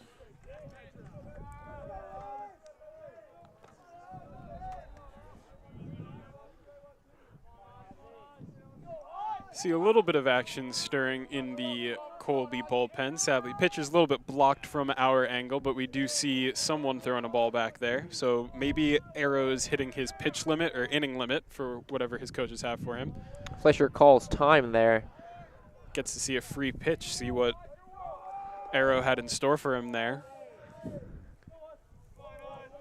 Yeah, interesting to see how long the Colby Mules let Arrow go. As we mentioned, his last start was not his most successful. Clearly has bounced back with some great stuff today, but this will be his 5th inning coming up, and then maybe 6 is possible he could go that long, but we'll have to see what the pitching staff of the Colby Mules have in mind. Lot taken off of that pitch as that one seemed substantially slower than any other pitch we've seen from Arrow so far today. 2-1 the count on Fleischer. Make some contact on that one, and that's going to go up the middle for a base hit to center field. And that is exactly how you wanted to start the inning if you are Tufts. Fleischer, one of your best hitters in the lineup, the leadoff guy. Good approach in that at-bat. Good swing, quick to the ball, drove it right back up the middle. And hopefully that can be replicated by some other hitters in this lineup if they want to get this deficit down from 7-1 and maybe chip away. Fleischer having a great week himself, 2 for 3 on Tuesday, now 3 for 3 so far in the game today. And now Evans up, and we know how hot he was. Maybe cooled off a little bit since then, but a big spot right here for him to come through. Arrow checking in at first base, as we have seen him do all game. Yeah, they do not want to let these Tufts runners get out on the base pass. No advantages. They don't want to give them anything that could let them get back into this game. Arrow getting set to deal his first pitch to Jimmy Evans. And that one's going to be high. Interesting game plan that we've seen from the Mules to face Jimmy Evans. They've been giving him a bunch of pitches that are out of the zone. Some he swung at, some he hasn't. Managed to get him once, let him walk the other time, which is a smart way to approach tackling the NESCAC Player of the Week.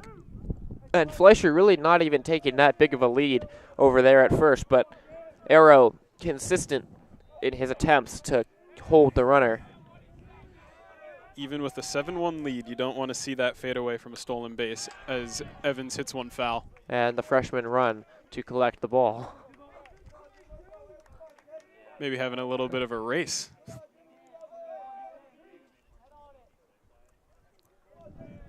Stay warm during the game. Well, no need for help with that. Sun came back out. Evans being a lefty has a little bit of advantage for that sun, not quite getting in his eye. Ooh. But maybe it did on that one as he took a half swing at a ball in the dirt. That one's going to go for a strike. Yeah, we've seen that several times with Tufts hitters today. Just a lot of great deception from Arrow.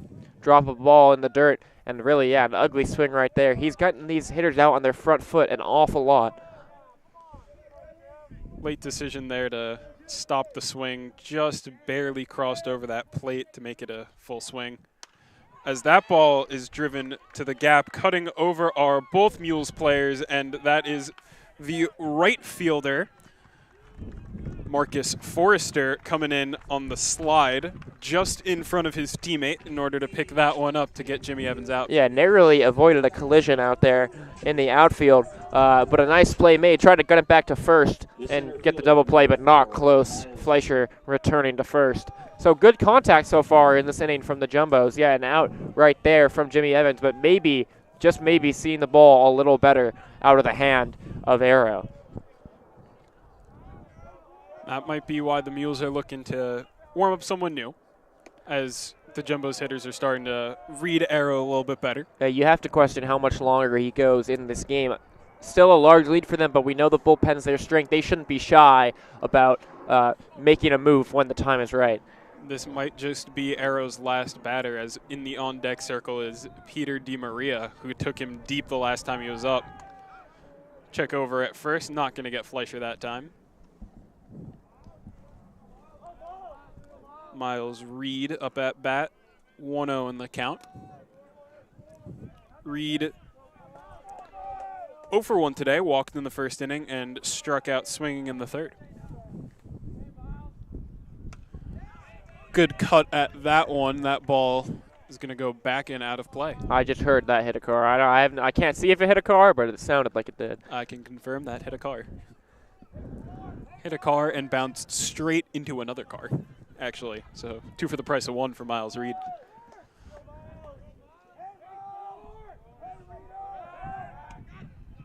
That one a little bit closer. Yeah, for sure.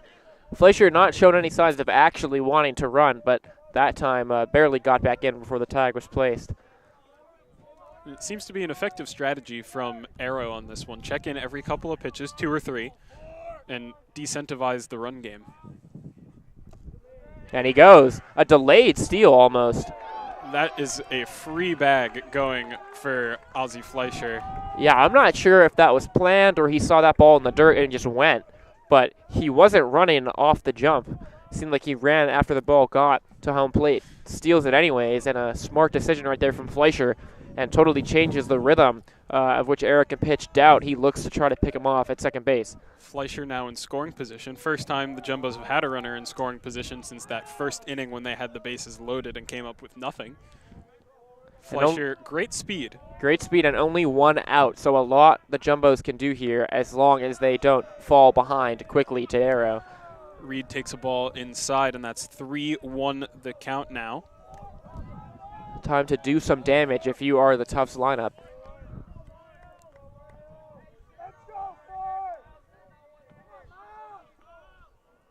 Arrow taking a little bit of time. Needs a second to adjust, figure out pitch call. As I believe his coach is calling pitches for him today. And then both the catcher and the pitcher have a little sign card on their sleeves as Reed hits that one. That is out, foul, but in play, and Drew Miller will pick that one up. Foul out for Miles Reed, not what you want to see if you're the Jumbos. Yeah, weak contact. You could kind of hear that off the bat, hit towards lower down towards the middle of the bat. Sorry, not the sweet spot, a little below that towards the handle, and just weak contact out in foul ground off of first base.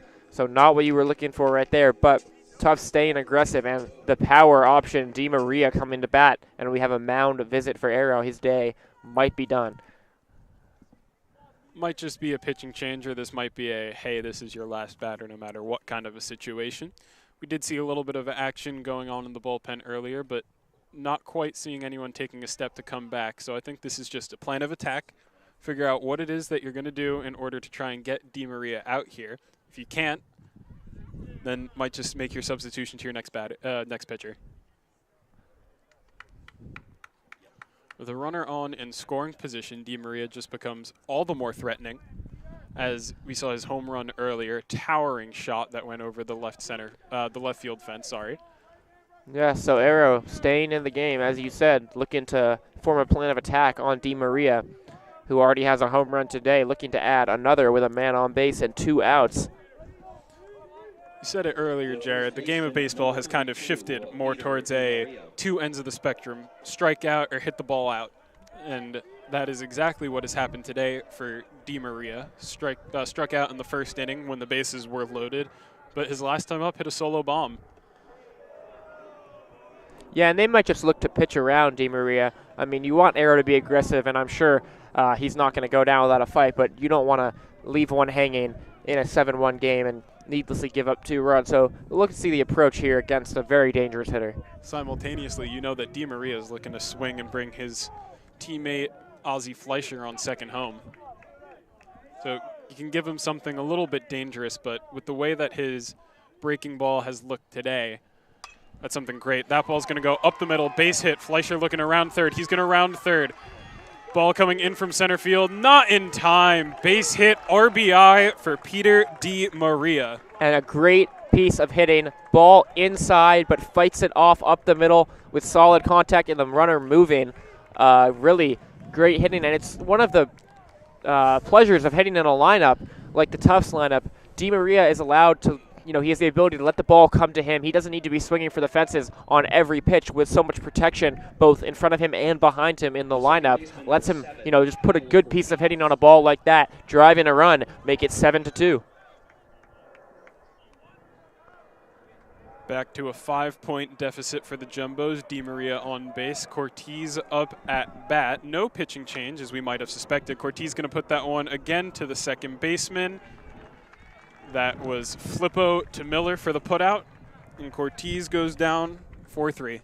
So Jumbos add another run, but leave one man on base. It is now 7-2 as we enter the bottom of the 5th. 7-2. Jack Schwartz getting ready to go back out for the Jumbos, and we will join you top of the at the top of the 6th. My Excuse bad. me, yeah. Top of the 6th. Jack Schwartz. We'll see you in a bit.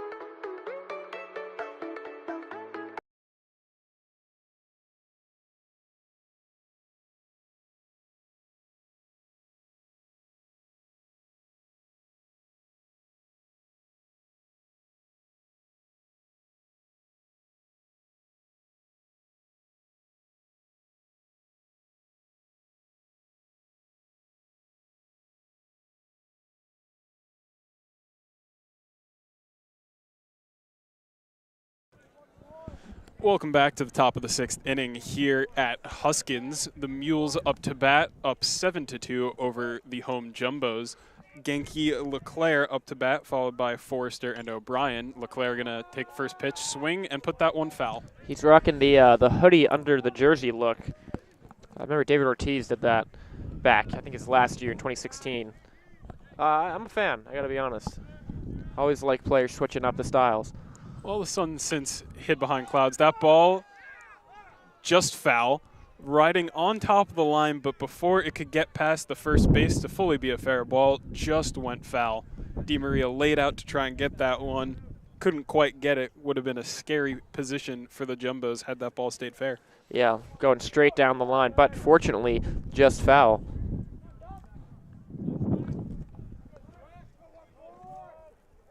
Leclerc, Forrester, and O'Brien, the 3 batters due up in this inning, came into the game today, the hottest hitters for the Mules. Leclerc going to put that one into shallow center field. Reed running in, able to pick that one up. He's playing a bit deep, but he's got some speed out there. Ran in, caught that ball. Yeah, weak contact. Easy play for the center fielder there. Just had to move in on that ball. Schwartz looking good so far in his outing. Number 7, Marcus Forrester. Forrester up to bat. He had a fantastic sliding grab in right field in the last inning. And has another great hit. That ball going down the left field line, giving chase are the Jumbos, holding Forrester to a stand-up double. Yeah, Schwartz took something off there, but really didn't fool him at all. And with a huge gap down the left field line, an easy stand-up double right there. Didn't really fool him. Not a lot of break on that pitch. Stayed over the heart of the plate. Brady O'Brien now coming up to bat, 1 for 3 on the day, but he does have 2 RBIs and is now faced with another chance at bringing a runner home with the runner on scoring position in second, Forster. Takes the first pitch, strike.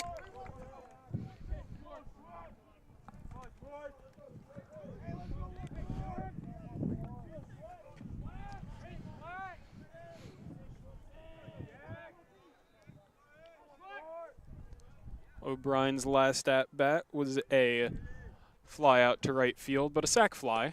So I will correct my previous statement, 1 for 2. Sac flies don't count towards at bats. Some good low movement on that pitch right there from Schwartz. Something the Jumbos have really, their pitchers have not been able to do so far today. Generate swings and misses low in the zone. And it's a positive thing to see in this game, no matter how late it might be. 6th inning, still 4 to play, 6, 7, 8, 9. But delightful to see nonetheless.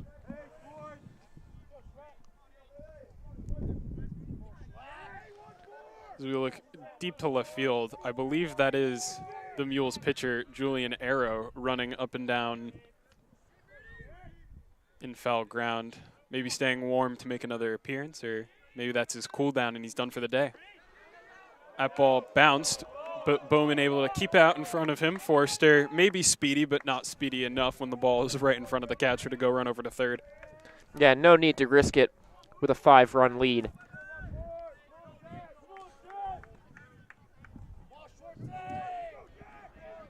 One out, 2-2 the count, runner on second. Schwartz takes a look back, looks to second, but yeah, Forrester gets back in time. Not often you see the pickoff attempt at second base, but well coordinated right there. You know, could always look for the daylight trick play, but unlikely scenario. Rarely we see the man on second try to steal third either way, but, you know, want to keep him in check, not let him get a big jump on the case of a ball in play. That ball hit by O'Brien to the third baseman means that the runner at second can't quite advance.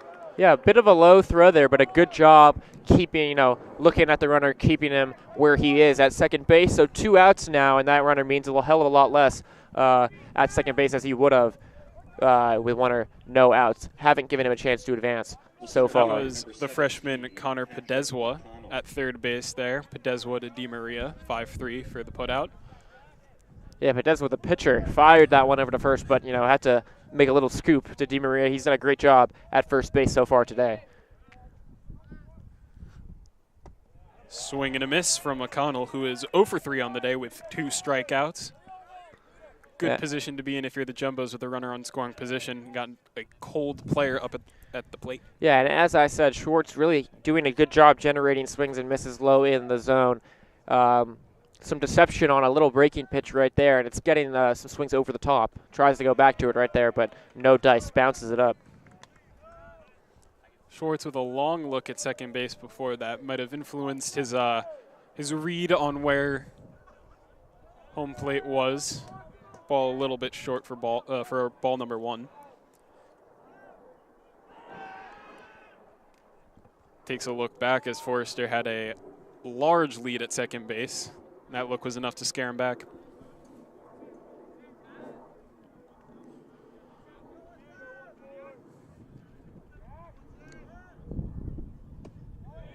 Schwartz's third pitch of the at-bat, low, but not going to get the swings that we've seen him get so far this inning. 2-1.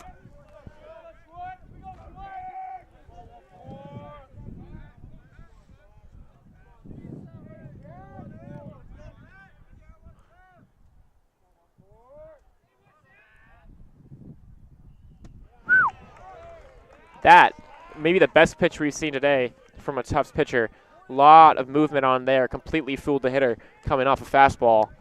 Swing and a miss, and now 1 strike away from getting out of the inning. That was nothing less than a perfect pitch. Great break, nice little cut inside as well. Nothing you can do there but swing over that. Broke exactly when it needed to.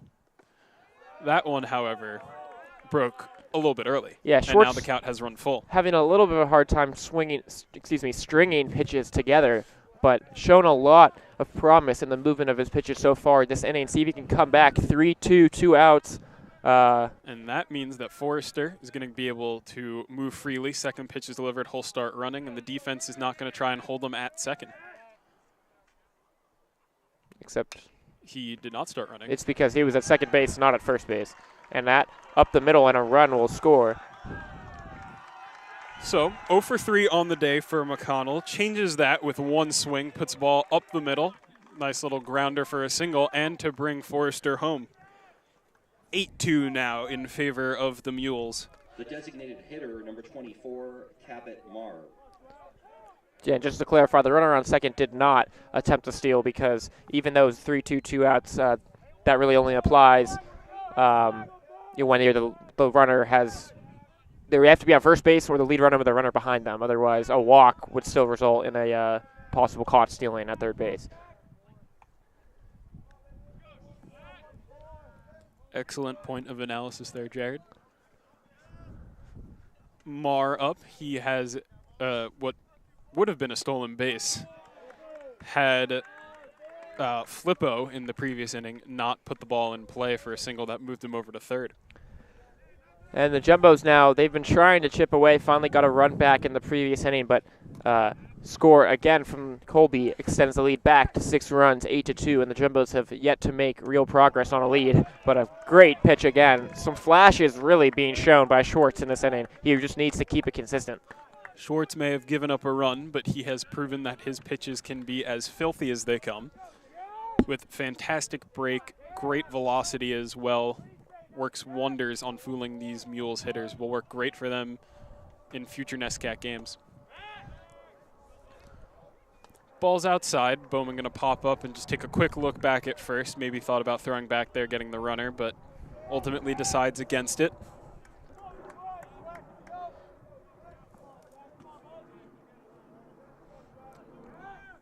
Schwartz v. Marr, and Marr takes ball 2. Inning of long counts with the exception of the first pitch swinging Forrester double that came earlier on in this inning, but every other one, about 4 pitches. And this will be pitch number 5. And from ahead 0-2, the count has fallen full yet again. Yeah, he's been one pitch away from getting out of this inning on several occasions now. Unable so far. Now do we see the runner run? Now we should see the runner in motion. And in motion he is, as that ball is grounded to Cortez and on to DiMaria for the 4-3 putout. So a run scores on a single. 2 hits, man left on base for Colby, extends the lead back to 6 runs. The Jumbos will try to again chip away in the bottom of the 6th inning. 8-2 now the score in favor of the Mules, up 6 yet again. Seems that when the Jumbos strike and put one up for themselves, the Mules then respond again. And Julian Arrow has exited the game for Colby, being replaced by number 45, that is Jack Pletter, who has perhaps been the greatest relief pitcher that the Mules have had this season. 5 appearances, no runs allowed, or maybe just no earned runs allowed. Yeah, 1 run and no earned runs. That's 8 innings, 14 strikeouts, 2 walks. He's only given up 1 hit, a double. Really, really impressive so far this year. His whip, a minuscule .38. People are not getting on base against him. He is mowing them down. So a strong replacement for an already strong starter in Julian Arrow as the Colby Mules look to put this game away. Pletter, the new pitcher, going to be able to take a couple of free pitches before we get this inning underway. Looks to be throwing pretty hard. Yeah, some gas on that fastball, and I think, coming off a really strong start by Arrow, who wasn't great in his last outing, Arrow started the season with 6.2 scoreless innings, gave up 7 in his last game, and then came out here and largely dominated the Tufts lineup. So for a pitcher to come in 8 innings and who hasn't given up an earned run, an interesting dynamic there between those two pitchers. See if the Jumbos are scared of this or they come out attacking and finally knock around Jack Pletter maybe for the first time this year. Stat line for Julian Arrow as his day comes to a close. 5 innings pitched, 5 hits allowed, 2 runs, both of them earned, 3 walks, and 7 strikeouts. Yeah, he did a really good job. Bounced back after loading the bases in the first inning and mainly kept the Jumbos lineup in check for the whole game. Solo shot to Di Maria, really the most damage done against him. But I'm excited to see how Pletter attacks this Jumbos lineup and how they look to respond. 6, 7, and 8 hitters due up in this inning. That's Noon, Podeswa, and Bowman, barring any positional changes, pinch hitters we might see come in.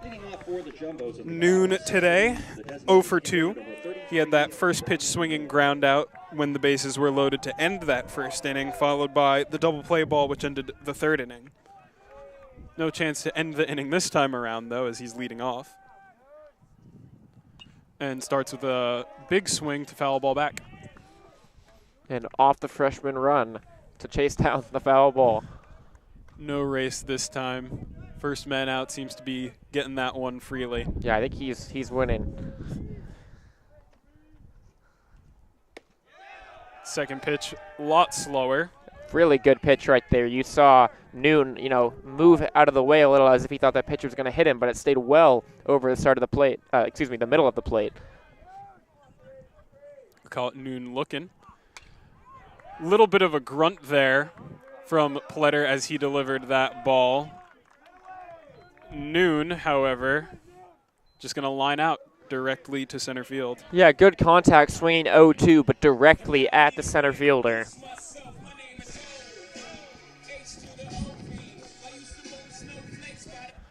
Podeswa coming up to bat now. He's having a rough day. 2 strikeouts.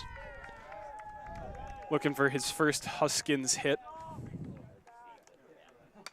And he might just get it there, but no, that ball will go foul on the little slap shot. Yeah, a little bit of a half swing, almost like a half bunt, half swing right there on the first pitch. Jumbo's looking to be aggressive against a strong pitcher, but his stuff is really, really overbearing. Pletter yet again grunting as he delivers these fastballs. Seems to be putting his whole body into each and every one. That one, however, not going to be in the strike zone. That'll be 1-1. And the bullpen, really a strength of this Colby team. It generates a lot of flexibility when you're able to replace your starter with a pitcher, perhaps even better. As we have said, Pletter, incredible for the Mules as a relief pitcher this season. And proving exactly why right now as he catches Podeswa looking for his 3rd strikeout. That was a knee buckler right there. Just a beautiful pitch, and made quick work of Podeswa in that at-bat. Podeswa holding his head low a little bit. You hate to see yourself get beaten on a great pitch, but you do have to also admit that it was a fantastic pitch. It really you was. Got fooled. That's something that you're going to keep with you and you're going to look at, work on practice, so that the next time you face this team, you don't let it happen again. Yeah, and so far, Pletter has come as advertised, looking dominant on the mound in this inning.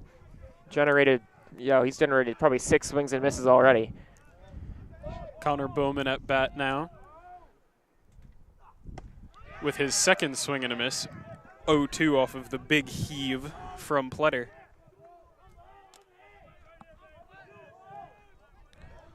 Pletter listed at 6'1", one of the larger players on his team. Couple listed at 6'2" and 6'3", but good size for a pitcher of this caliber. Wow. As he gets 3 swings and misses in a row. That last one going to be on a breaking pitch to get Bowman down. An impressive inning from Pletter entering the game in relief.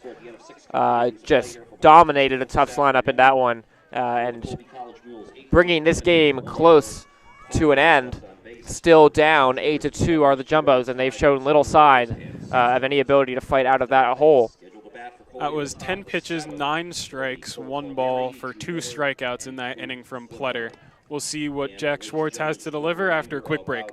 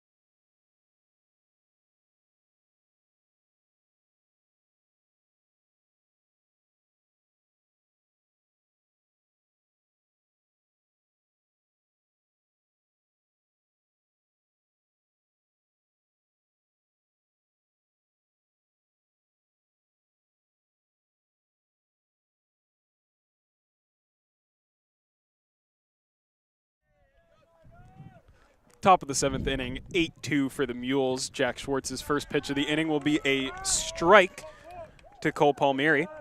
He has a single and a home run today. And now is down 0-1 in the count. That ball well hit again, going to deep right center field, but still in play. Evans going to drift over, catch that one, and retire Palmieri for out number 1. Quick first out right there. Good contact out to right field, probably around 360 feet, but, you know, not far enough, and 1 out. Out in right field, it's very steep, 309 to the corner, 379 to right center. But the ball's been traveling pretty well today. You know, it's a windy day, mostly out to left center, but nonetheless, we've seen a couple home runs and a couple near home runs. Drew Miller up to bat now as he takes ball 1 from Jack Schwartz, working in his 3rd inning of relief. Yeah, Schwartz continues to have moments of great pitching, but struggles to find the zone particularly low. Great pitch right there, though, inducing a swing and a miss. He may be struggling a little bit to find the low half of the zone, but he is putting it just far enough outside with enough movement on it that these Colby hitters are swinging right over it.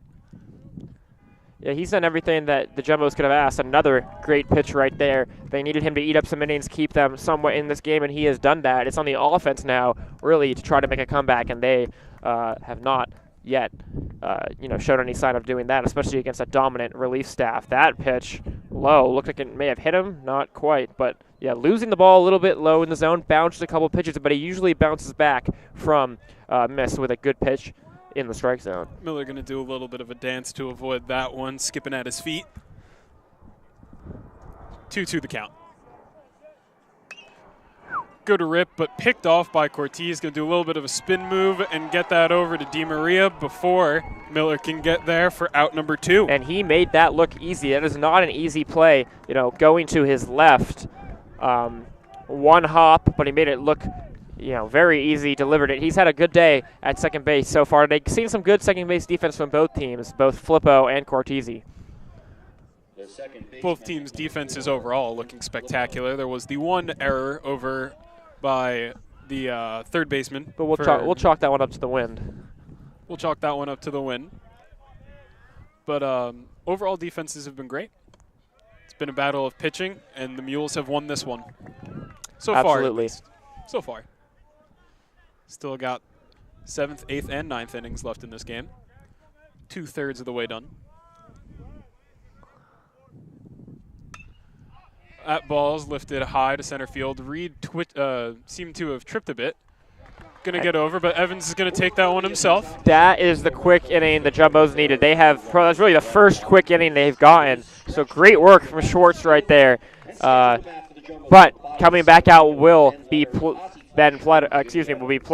and he was menacing in the last inning and unlikely to change.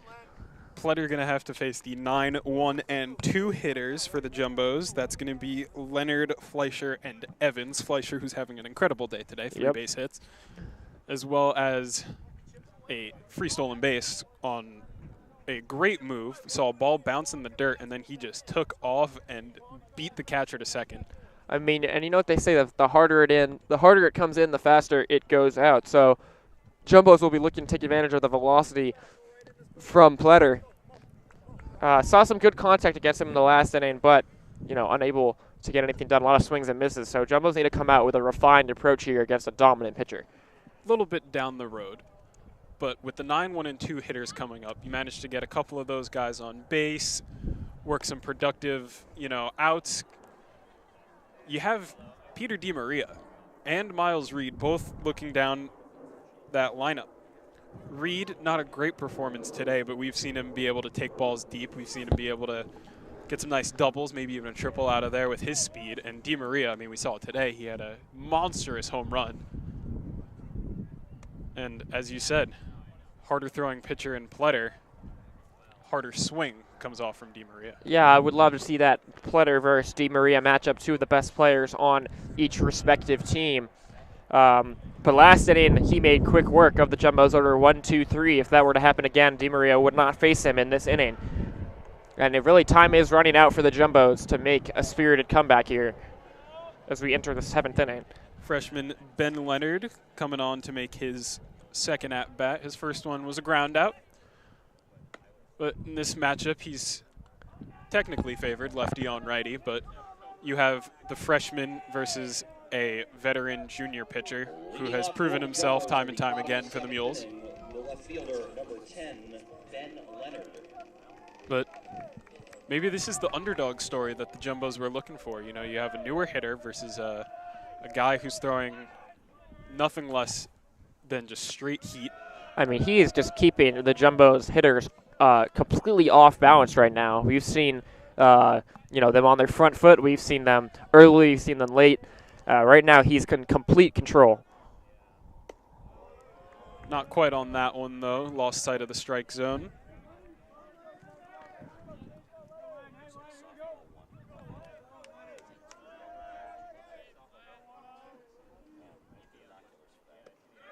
As that breaking pitch is going to fall in for another strike. 1-2 the count against Leonard. Pletter set to deliver. We'll see what he has in store here. Leonard going to hit that one foul, but well driven. Substantial contact on that one, able to take a ball pretty deep. And from our neighboring field, 2-1, the final score in the softball game. Tufts defeats Bowdoin, the Bowdoin Polar Bears, to get their win in the home opener. Again, 2-1 win for the Tufts women's softball team. Love to see that for the softball team, the returning NESCAC champions. Starting off their homestead, 3 games against Bowdoin in the next 2 days, and that one was a win. We'll take a comeback from the men's baseball team here if they want to recreate that feat. Down 6, not impossible, but against Pletter, who up until this at-bat had looked stellar. Seemingly has a little bit of issues.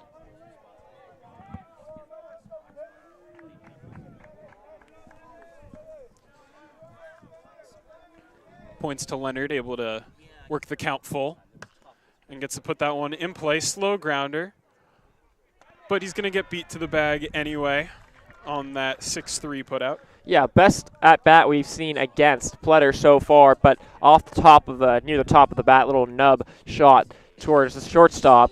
But back to the top of the lineup here, some ability to do damage. Obviously, a great game so far from Flesher, 3 for 3, and he'll look to add a 4th to his total. Ooh, and the ball boy takes a little bit of a fall, but I think he's okay.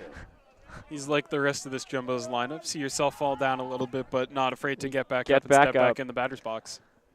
Ooh. Awkward swing right there. That ball came inside quickly on Flesher.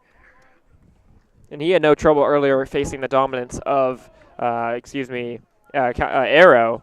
But, a whole different beast out of the pen is Pletter.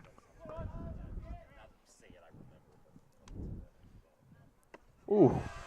I mean, that is like the 6th time that we've seen a jumbo almost twitch at the plate because they know that it's a good pitch, but it's too late. He's really keeping these hitters off balance. The horizontal movement of that pitch is enough to fool even the best hitters that the Jumbos have, as Fleischer's going to put a little soft grounder in, and over comes O'Brien to go throw out Ozzie Fleischer. Yeah, and again, weak contact. He's keeping these hitters exactly where he wants them. He's looking real good, getting close to the end of this one.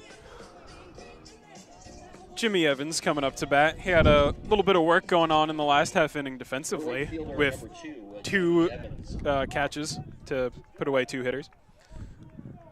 And starts this one off with a high pitch he's going to take for ball 1.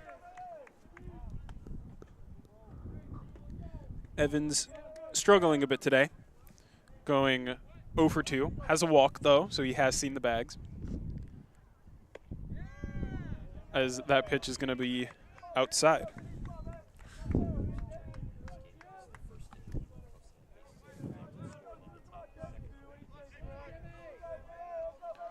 I think no matter how the way this game runs out, both teams are going to look at this as a critical point in their season. The Mules is a point where they took down a great division rival, and the Jumbos, that ball is high and falling quickly, but able to run in and grab that ball was the center fielder, McConnell.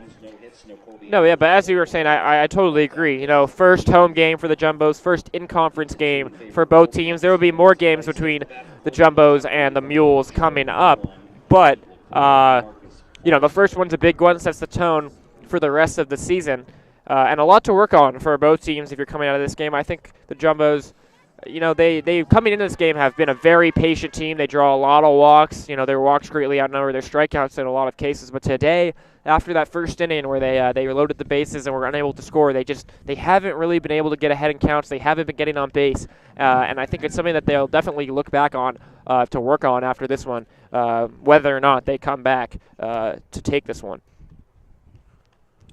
Regardless, I think this is going to be a great learning experience for some of the younger players who had some playing time today. Get to see some of what division rivals look like, or conference rivals, rather, look like within the NESCAC.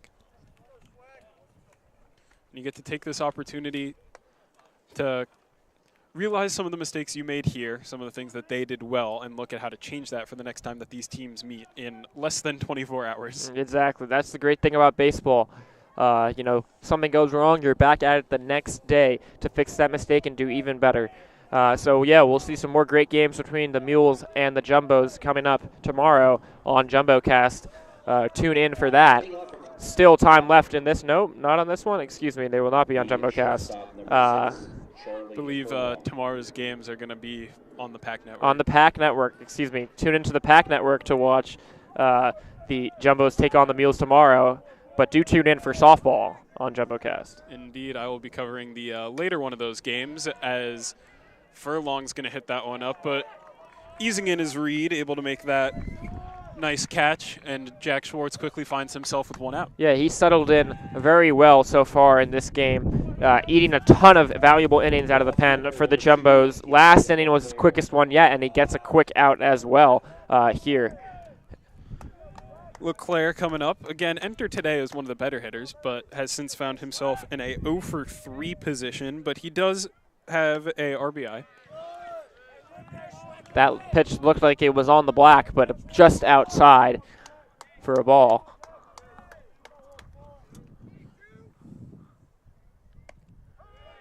Pitch looked like it was in the exact same place, but was a strike, unlike the first one.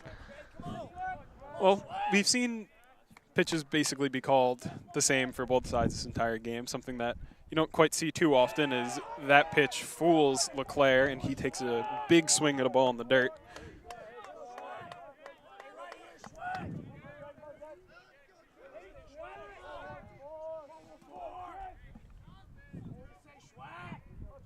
One, two, one out in this top of the 8th inning. And Leclerc's going to hit one. That was looking like it's going to split the gap, and it will. Reed not able to get there, but he knocks the ball down. Throw's not going to get in time, just a half second too late, and Leclerc will walk in with a stand-up double.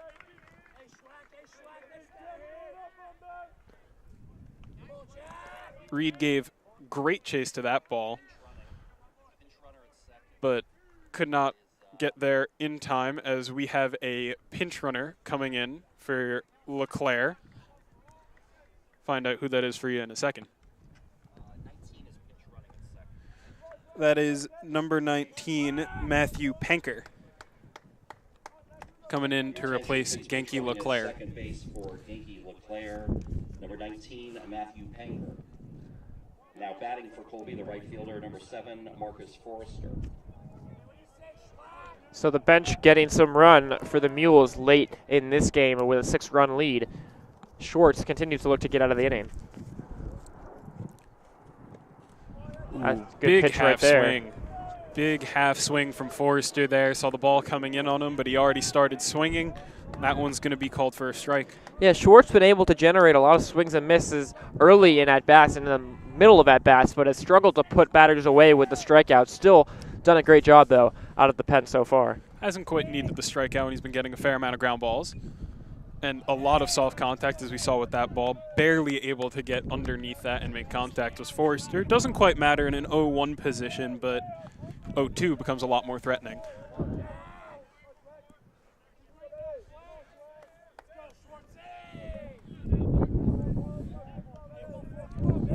(0-2) to Forrester. Had a double 2 innings ago.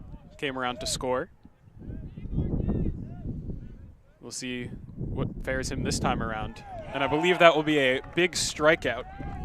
That's the type of pitch we've seen from him several times in the last innings, but to get it on as a put-away pitch is really a valuable addition. Number 8, Brady O'Brien. Brady O'Brien coming into bat now with 2 out and 1 on second. He's got the runner in scoring position. Again, has 2 RBIs today, 1 off of a single and 1 off of a sac fly. Last time up, he grounded out. Also has an error on the game. But again, we chalked that one up to the wind. Schwartz's first pitch going to be low and outside. O'Brien taking all the way. Gets ball 1.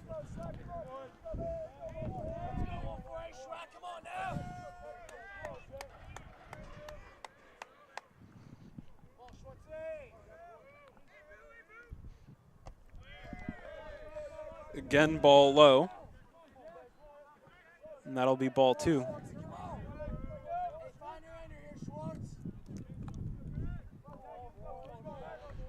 Schwartz starting to show a little bit of exhaustion. He's been asked to do a lot here in today's game. Asked to do a little bit more. That time able to find the strike zone.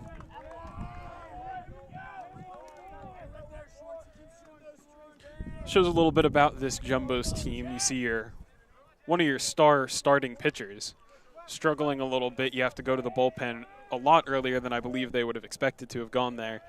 And you get some great performances out of your relief pitchers. Yeah, they were counting on several innings from their starter today, Volgendi, but they weren't able to get it. And Schwartz has done an admirable job out of the pen. You know, kept them in the game. It's been the offense has been unable to really keep up.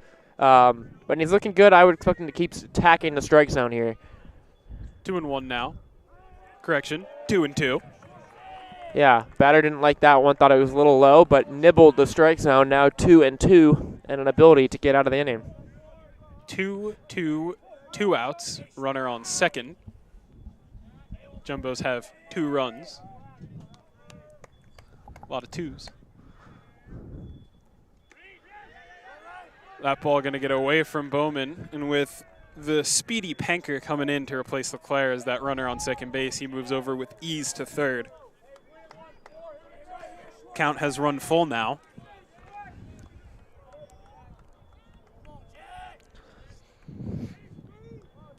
And we'll see what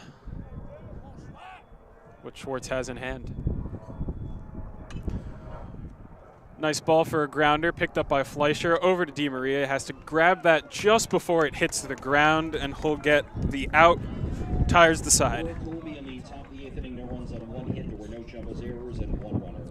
We enter the bottom of the 8th. Jumbo's down 6 with the 3rd, 4th, and 5th hitters. Reed, DiMaria, and Cortez coming up for the Jumbos. We'll see what they have in store against what is most likely going to be Jack Pletter. See you in a bit.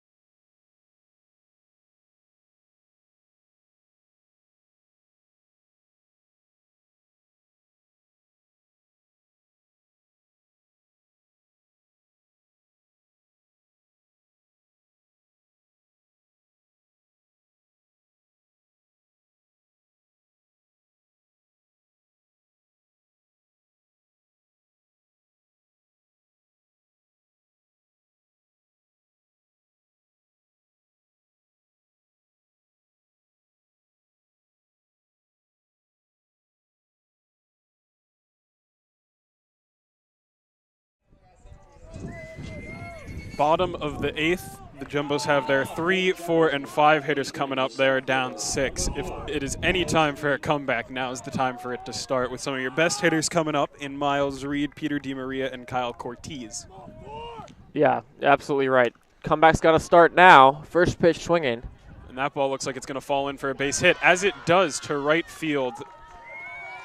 Neither Flippo nor Forrester able to give chase as Reed narrowly manages to escape with a base hit, and he'll get on for our big bat, the matchup we were talking about a little bit earlier. Speed and performance in Pletter versus the powerful, strong bat that is Peter DiMaria. Yeah, 6-run lead. DiMaria up, looking to do some damage. First pitch swinging, last at bat. A little bit of luck, you know, inside out of that ball to right field. Now man on first. So first base runner Pletter has allowed. DiMaria swinging over that one, not quite going to see anything there. No contact, and that'll be strike 1 against him. Matthew Penker, who came into a pinch run for Genki LeClaire in the last inning, will stay in and play left field. Notice his presence out there. Maybe we'll see him run over to the fence and try and rob a home run from DiMaria, as his former did earlier. Didn't quite come up with that one. Sun has disappeared a little. It's gotten chilly. Clouds have covered the sky, looking quite gloomy out here. And a stolen base counted right there. So a man in scoring position now for the Jumbos. First in several innings. The weather may be gloomy, but not quite for the Jumbos, as Miles Reed will be able to grab a stolen base. Taking advantage of some of these breaking pitches that Pletter is starting to throw.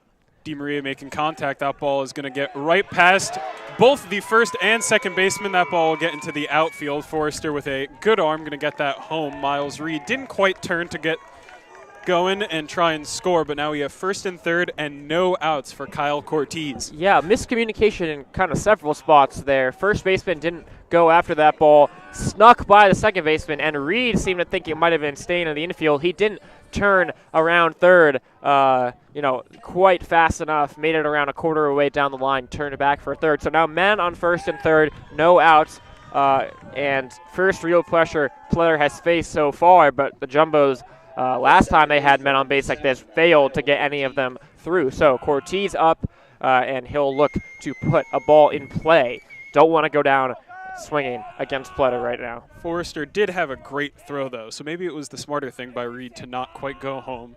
Good call by the third base coach to keep him as Cortez pops this one up foul.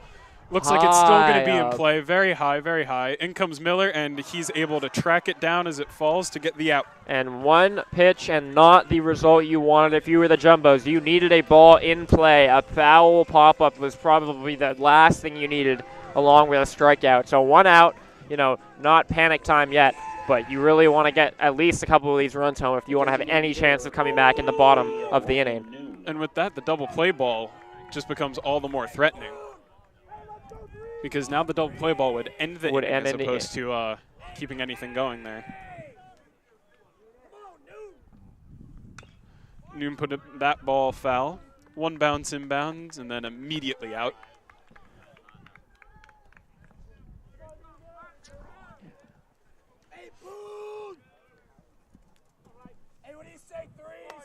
Oh, on the count to Noon now. One away. Man on first and third. You have speed in Reed at third, so sac fly would have some work here. That ball as well going to be foul towards the first baseman. 0-2 now. Seeing the ball a little better, though, it seems like, against Pletter in this inning. Some more solid contact than in previous innings. We'll see if it comes to it, but in the on-deck circle, we have Patrick Solomon looking to make a pinch hit for Podeswa.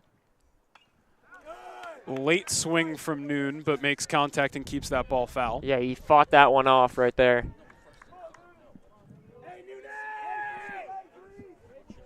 Staying alive in the at-bat despite being down 0-2.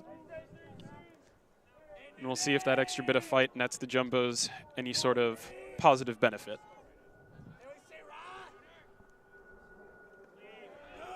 Nice take from him here as the ball will get away from Palmieri, and the double play ball has now been erased as Di Maria moved over to second.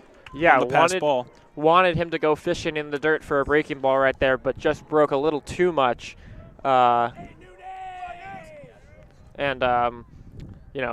the runner up. So, yeah, big. Now an open base at first base. You can work around the hitter a little bit, but, yeah, does remove the double play ball, at least for now, as the Jumbos look to narrow this gap.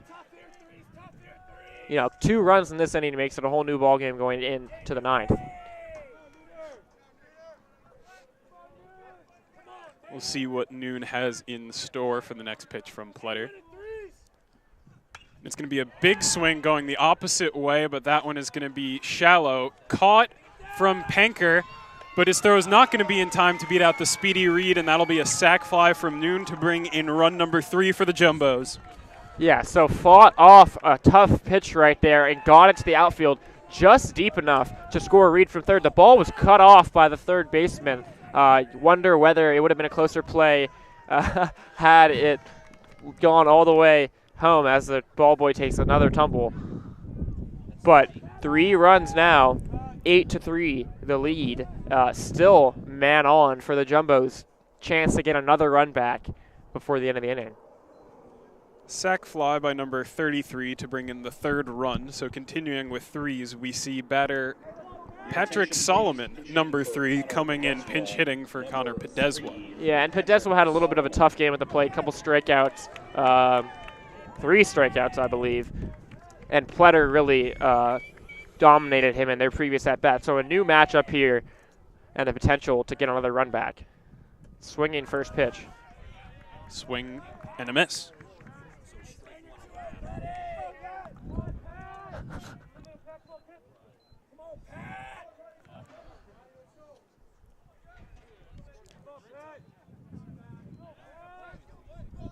Let's see what Solomon has in store. See if he can spark something in the Jumbos lineup. Check swing. I don't believe he went around. They're going to say he did, though, and that'll be strike 2. Yeah, appeal down to first base. Called it a strike. Definitely close. Apparently he crossed the plane. Now 0-2, needs to work his way out of a tough count. I'm not going to say that was a bad call, but we have a pretty good angle, and I don't know if I that do, was, yeah. that was that. I'm with you on that one. Can assure that that check swing did not go around the plane that time, and that'll be ball 1. A little bit of a meeting here between catcher and pitcher. We'll see what's going on. Pletter looking a little less dominant this inning as opposed to his previous innings of work. Trying to figure out what the go-to pitch might be here. We'll see if it's a strikeout pitch or if it's just trying to get a ground ball, whatever you can. Pletter, very good pitcher. We'll see if Solomon's up to the task that he has been given, bringing DiMaria home. And with that ball up the middle, he might just do it. DiMaria looking, he's going to round third as that ball is picked up. No, it is not. Not quite going to get that. Patrick Solomon, base hit up the middle, brings in run number 4 for the Jumbos. And that is a great piece of hitting right there. Down in the count against a dominant pitcher, but stays focused, stays calm, drives it back up the middle with a quick swing. And that brings another run, helped out by a little bit of a bobble in in center field. So now 8-4, not exactly a brand new ball game, but looking a lot better for the Jumbos and a chance to come back later in this one. McConnell came in for that ball, didn't quite pick it up cleanly, but even with the angle he had, I'm not sure he could have beat DiMaria to the plate. DiMaria did not freeze. He fully just turned and went. And now Bowman up. Did not go on that half swing, ball 1.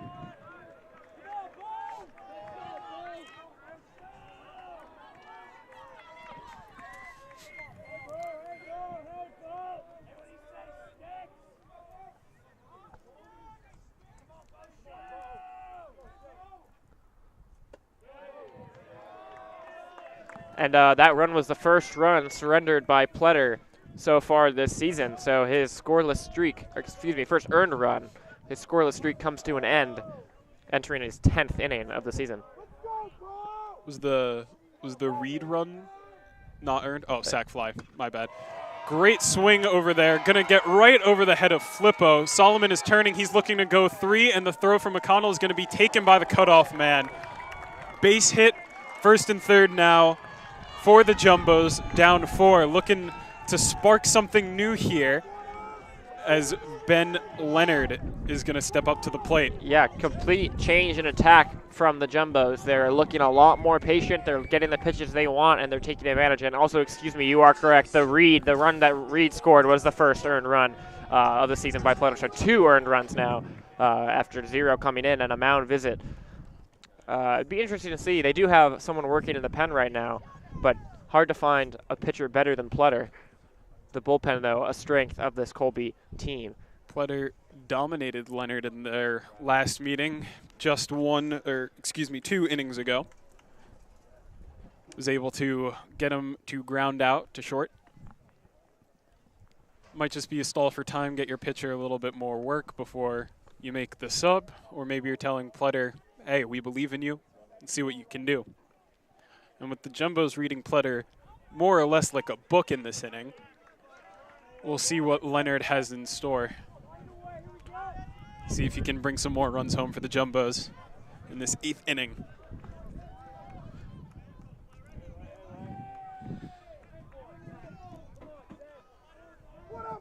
The left fielder, number 10, Ben Leonard. The Jumbos bench getting a little rowdy. Getting in Pletter's head, letting their boy know they have him. He's going to be good here. And good he is as he takes ball 1. Great take. His last at bat, Leonard went down 0-2, brought the count back to full. Starts this one off with a ball. The ever-dangerous Ozzie Fleischer sitting in the on-deck circle as Leonard swings under that one.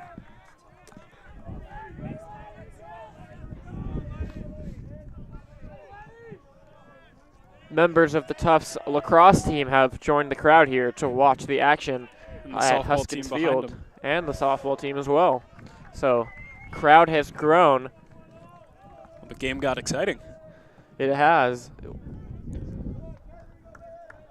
Leonard sticking in there. Took another ball, 2-1. Pletter losing his edge a bit. Yeah, really has looked completely different than his past 2 innings. The Jumbos have certainly figured something out here. Takes ball 3. Yeah, and you would love to get back to the top of the order if you're the Jumbos. You know, just a whole new game for real if Fleischer and the rest of the lineup can get another shot. Fleischer 3 for 4 today. Great game. And a base hit with the runners you have on the bags might just be 2 hits if the bases are loaded for him. Or for all we know, the bases will be cleared. As that ball is ripped into right field past the diving Flippo, and 1 run will come home. Leonard wins round number 2. Just a brand new Tufts team in this inning. They have put together their best pieces of hitting so far today.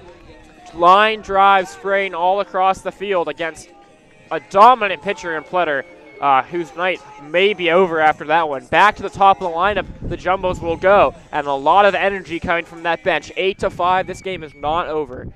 Fleischer walking back towards the dugout seems to tell me that we're going to have a pitching change. Yeah, looks like it. Interesting to see who the Colby Mules choose to bring in. They have a lot of options on their roster.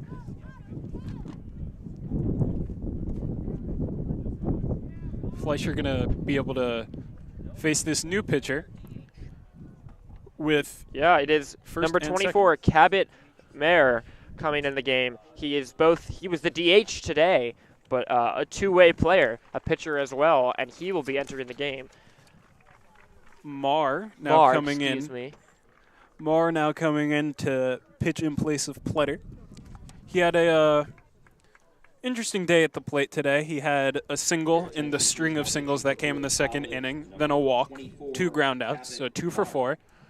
We'll see how he performs as a pitcher. Seems to be throwing hard. Yeah, just in these warm-up pitches. 2.7 ERA on the season so far. Only pitched 3.1 innings, so not a huge sample size, but opponents are only batting 0.91 against him so far this season.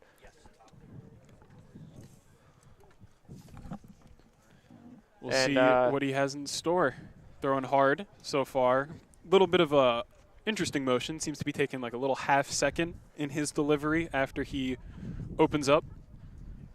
Nice high knee kick before he goes. Yeah, and Colby will be looking for him to get them out of this inning. Damage done by the Jumbos. 3 runs so far to this point.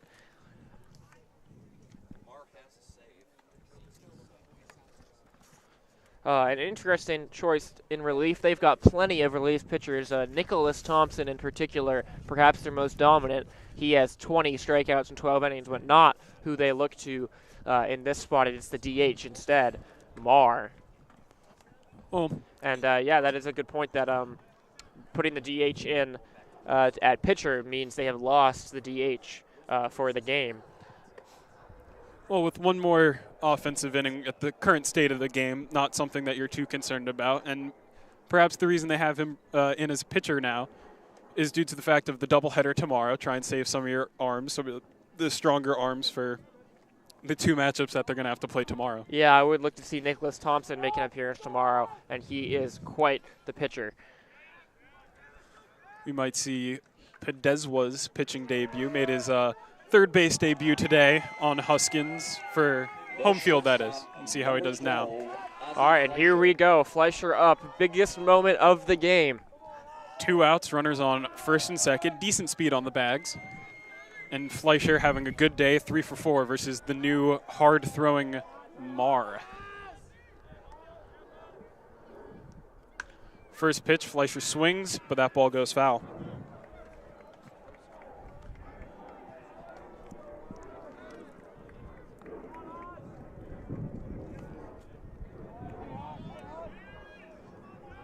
It's a good swing.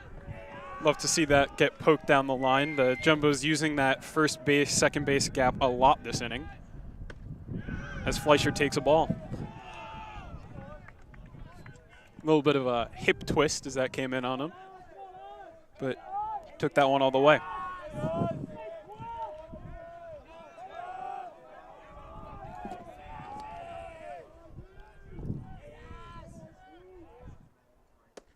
Fleischer takes again. That one, however, going to be in for a strike. 1-2 now. well-placed pitch right there from Mar. Not a lot you can do with that as a hitter, low and away in the zone. So 2 strikes now on Flesher. Make or break moment for the Jumbos. Playing from behind. Fleischer wants to run through the calls again, figure out what pitch is being asked for. Guess he has multiple pitches in his repertoire. And it's going to be a fastball. Fleischer taking a half swing at that. Yeah, late on that one, just managed to fight it off. But again, I think that has been a sign this inning of just the right approach by the Jumbos. They haven't been overextending at the plate, which they had for several innings before. They're taking every pitch as if it is an important one and fighting off pitches they know they can't do anything with. 1-2. And Fleischer swings. That ball is up in the air, but it's looking like it's going to... Diving on in is Forrester. That ball is down. Fleischer looking to go for 2, and he is going to be tagged out at second. Not quite going to be able to keep the inning going as he is tagged out. Looked for a second like he might have gotten around the tag. Didn't quite get it, though. And the inning will come to an end. They will, however, score a run on that as it was an extra base hit and the runner came in. So that will be one more run. So it is now 8-6. The Jumbos fighting back, down 2 as we head into the top of the 9th inning. Right fielder went the wrong way, took a step back on that ball, quickly realized it was falling and couldn't make up the gap. Taking that wrong step back made a huge difference. Ball dropped in front of him, but he immediately got up and made a strong throw to second base and nailed Fleischer. You would really have liked to see him stay at first right there. Great at bat, got the run through, but would have liked to see the rest of the top of the lineup continue to be up with men on base. That being said, 8-6, new ball game, 2 runs, the difference between the two teams. Schwartz remains in the game. He's done a good job. If he can get out of this one, it'll give the Jumbos a chance to tie or walk it off in the bottom of the 9th. Schwartz has done a great job so far and would like to see him continue doing so. As you said, Forrester came diving in on that ball. Didn't quite make the catch, but his pop-up time and the great arm that he provides out there, we saw it earlier on a couple of throws home and to stop runners from advancing, but on that one, able to nab Fleischer before he could get in at second. Just fantastic throw, fantastic defense. Little upsetting as that would have been an absolute game changer for the Jumbos, being able to continue the inning. However, not quite so able to do so. As Schwartz gets set and as the rain begins to start to come in. McConnell v. Schwartz. And Schwartz's first pitch is going to be low for ball 1. A little bit of a drizzle coming in. Nothing to be concerned about. Ball 2. And no one working in the Tufts bullpen. So looks like they're content to stay with Schwartz. As they should be. Schwartz getting yet another ground ball as he has all day. And Cortez is going to throw that one over to Di Maria for yet another 4-3 put out.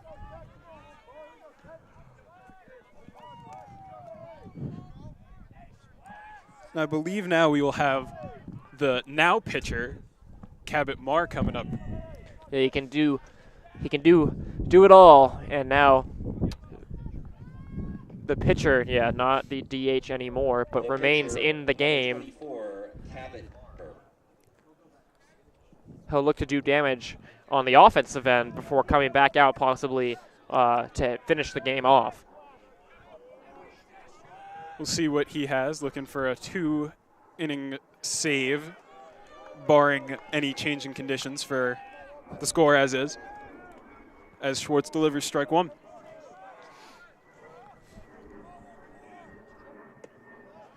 Followed by a quick strike 2. Marr looking at that one as it falls right into the strike zone. Schwartz up 0-2. 1 out. And it will now be 2 out as he gets Marr looking. That was a beautiful pitch. Absolutely froze him at the plate. A little bit of a dramatic strike call from the umpire. but counts all the same. 2 outs, and Schwartz has really repaid the faith that the Jumbos have shown in him today, and he's shown them a lot. Throws him at the plate and a little bit after as the head sank from Marr, realizing that he had struck out. Paul Mary, homered earlier in this game, hasn't done a whole lot since. Schwartz working with pace now. He seems to have really settled into a rhythm.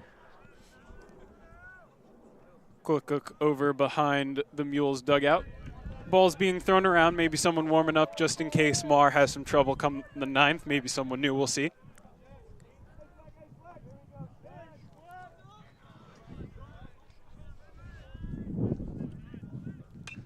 And that ball is hit very well, chasing back and just watching it go.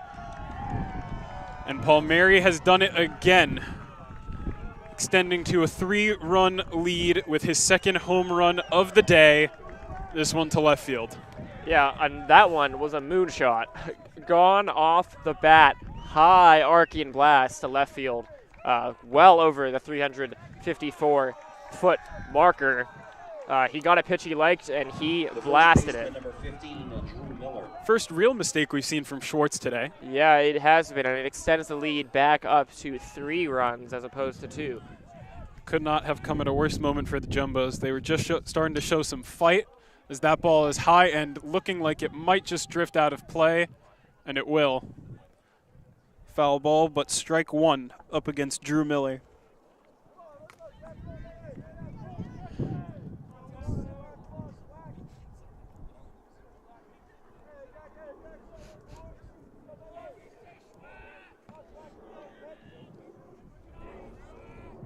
Schwartz working ahead, 0-1, 2 outs. Not quite getting a swing on that breaking pitch, and it will go to 1-1 in the count.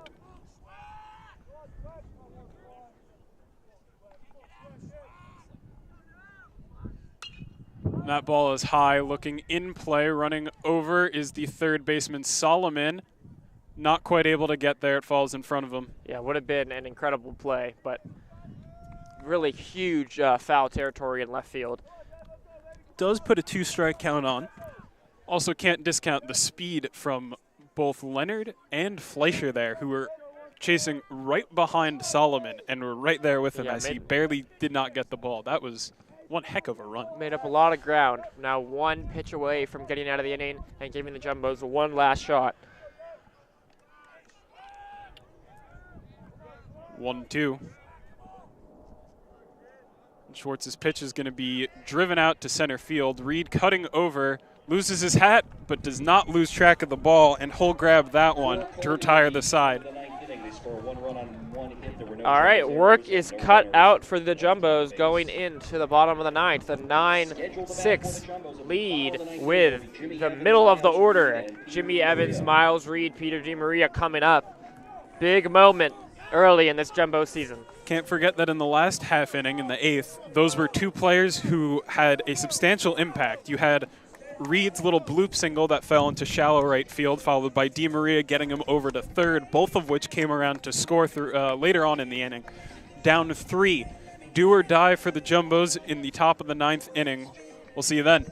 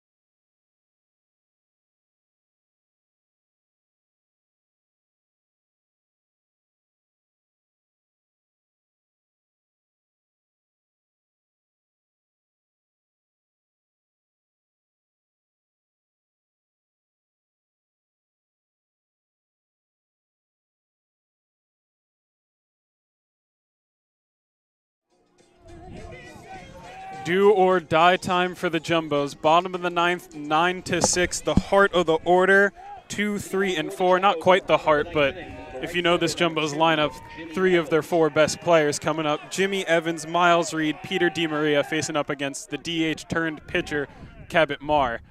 And this is the exciting baseball we came here to watch today. Big stakes in the bottom of the ninth. Evans has been silent today, and there's no better time than the present to make an appearance, especially when that appearance could influence your team's win or loss today. Evans going to put that one down the third baseline. Ball most certainly foul, but hustling anyways, just to be safe.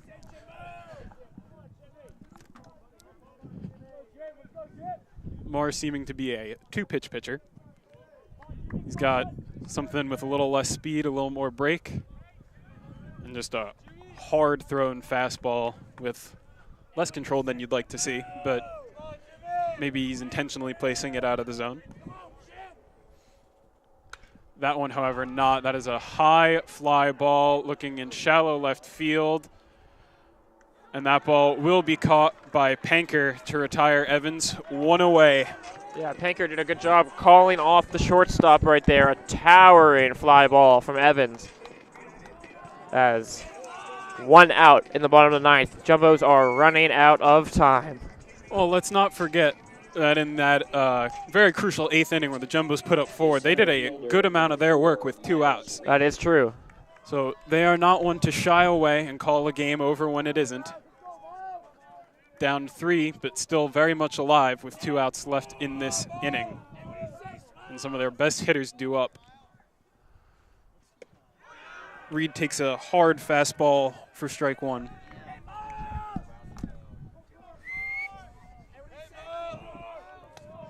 Last inning, he had that bloop single to right field that was barely out of reach of Flippo. Yeah, and he later came around to score. And now has a soft grounder looking to go up the middle, but that one is picked up and is going to beat Reed to the bag. Yeah, strong play right there. Got the ball out very quick. Reed was busting it down the line, but the throw beat him there, and now it's down to DiMaria. 3-run disadvantage, last out of the game.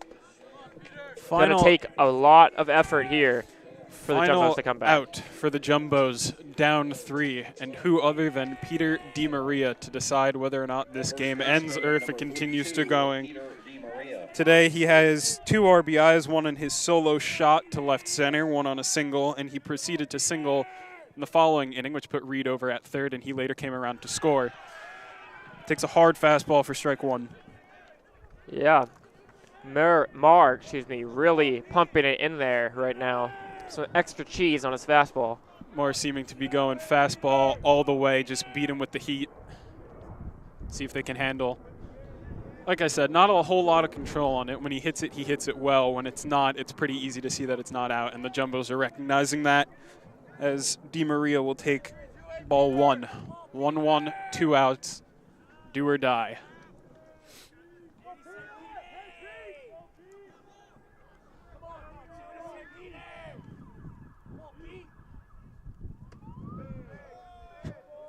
Almost had the rebound catch there was Palmieri. Not quite going to get it that time. But 2-1 now to DiMaria. Pitch from Marr. Going to be high again. 3-1. Working the count.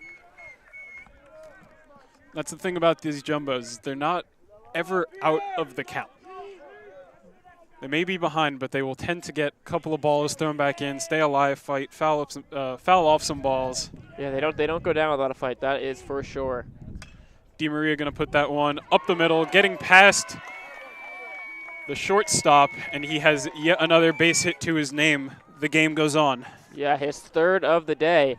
Jumbos are not done quite yet. And a pinch runner comes in. DiMaria not the fastest on the team for sure. No, and that pinch runner will be Henry Fleckner, the freshman. At first base for DiMaria, number 8, Henry Fleckner.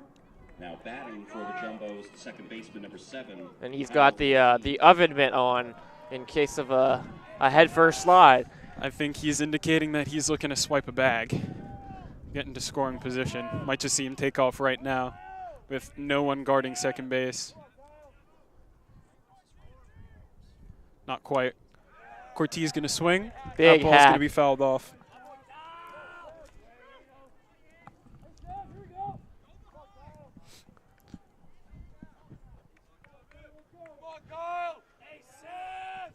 Fleckner on the bag.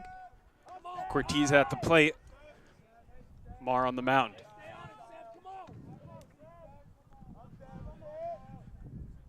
Marr going to take a look over, sees his first baseman kind of letting the runner go as he drops in a ball, breaking. His bench thought he had it.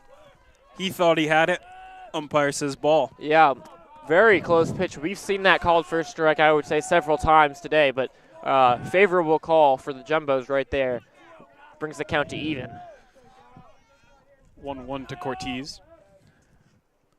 And he's going to take a high pitch for ball 2. Similar situation to what we saw with DiMaria. Taking first ball strike and then Marr just losing control of the zone. We'll see how this pays off. Second time around for Marr.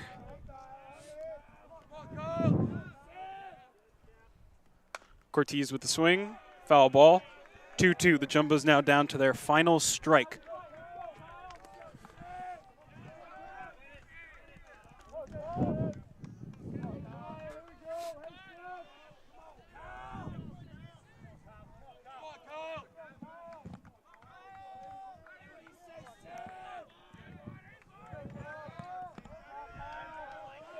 Marr looking to end the game right here with 2 strikes on Cortez.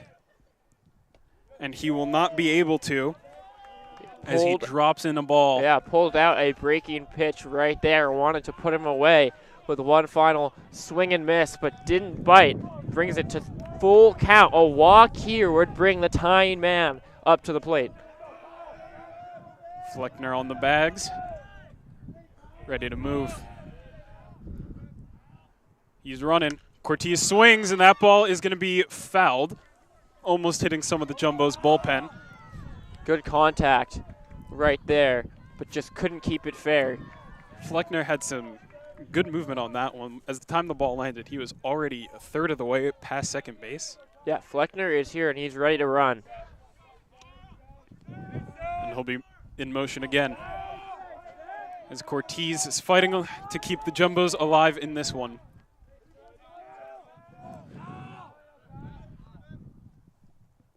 Cortez going to put that one in play. Fleckner running. He's looking to go to third. Not quite has the ability to turn as that ball was picked up quickly, but Cortez keeps it going, and the tying run will come to bat.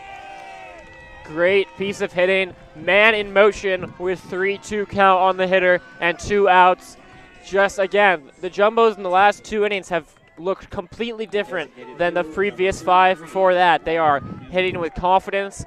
They are picking their battles. They are fighting off bad pitches. They are staying in the count. And that is another result, another reward to show for it. A strong, well-hit single to the outfield. 2 on now. And the game on the line. Cortez with fine speed. Fleckner just showed he has great speed. And Noon, the designated hitter, big power swing lefty against Marr. Not quite going to get a pitch to swing at with that one, though.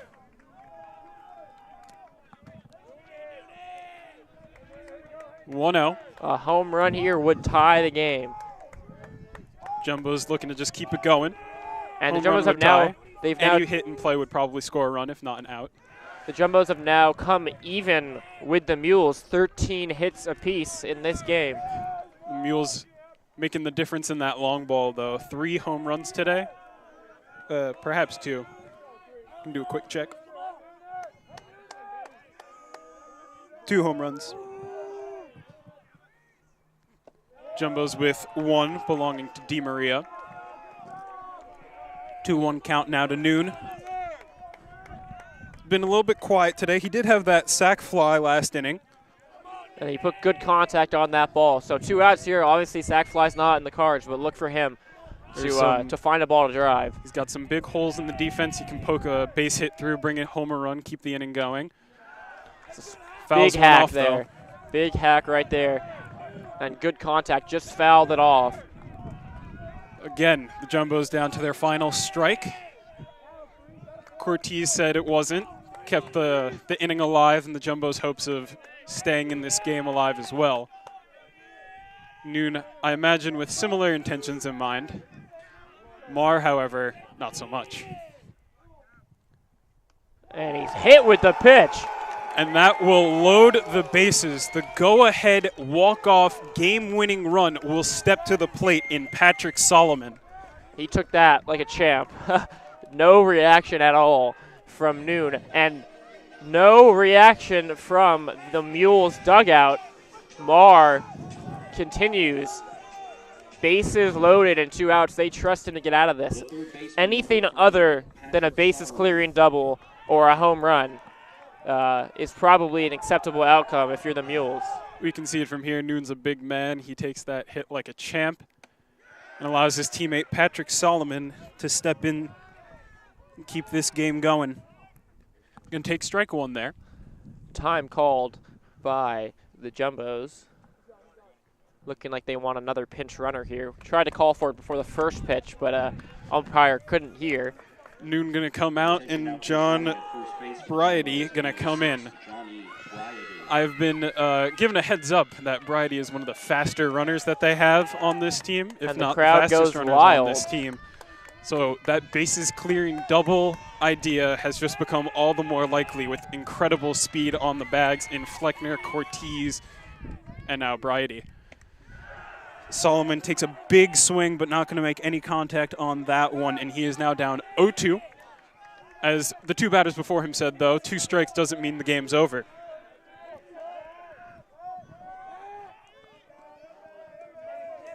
See what Solomon has in store. He's gotten a decent amount of playing time this year. Let's see if that has any payoff. Late swing will put a ball foul, but keep him alive in the at-bat, and the Jumbos alive in this game. Again, fighting off pitches. Jumbos have done a great job of that during this inning particularly. They are not letting the count get to them. Mar, ready to pitch. And that ball is going to be hard, yet nowhere near the zone for ball 1. Solomon, the great eye, not going to swing over that one, not going to shut the door on himself.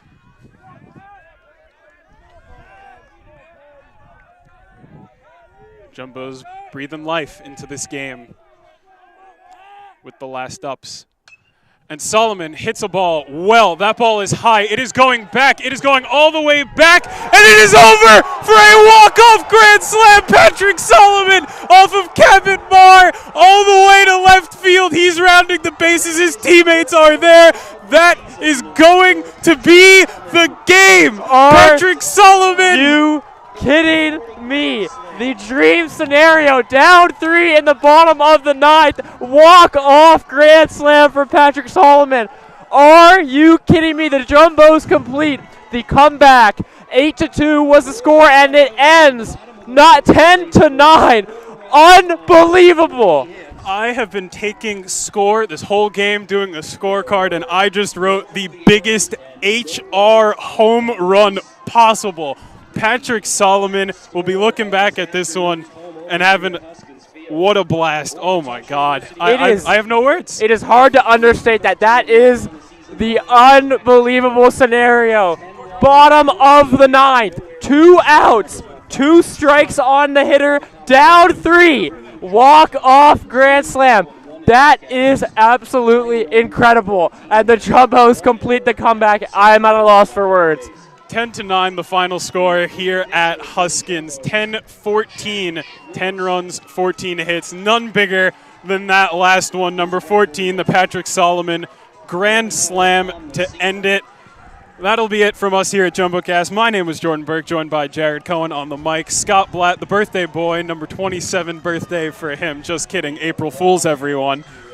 On the camera, directed by Andrew Howe. We will see you tomorrow for a doubleheader softball match as the Jumbo softball team will take on the Bowdoin Polar Bears. Thank you and have a great night. What a game.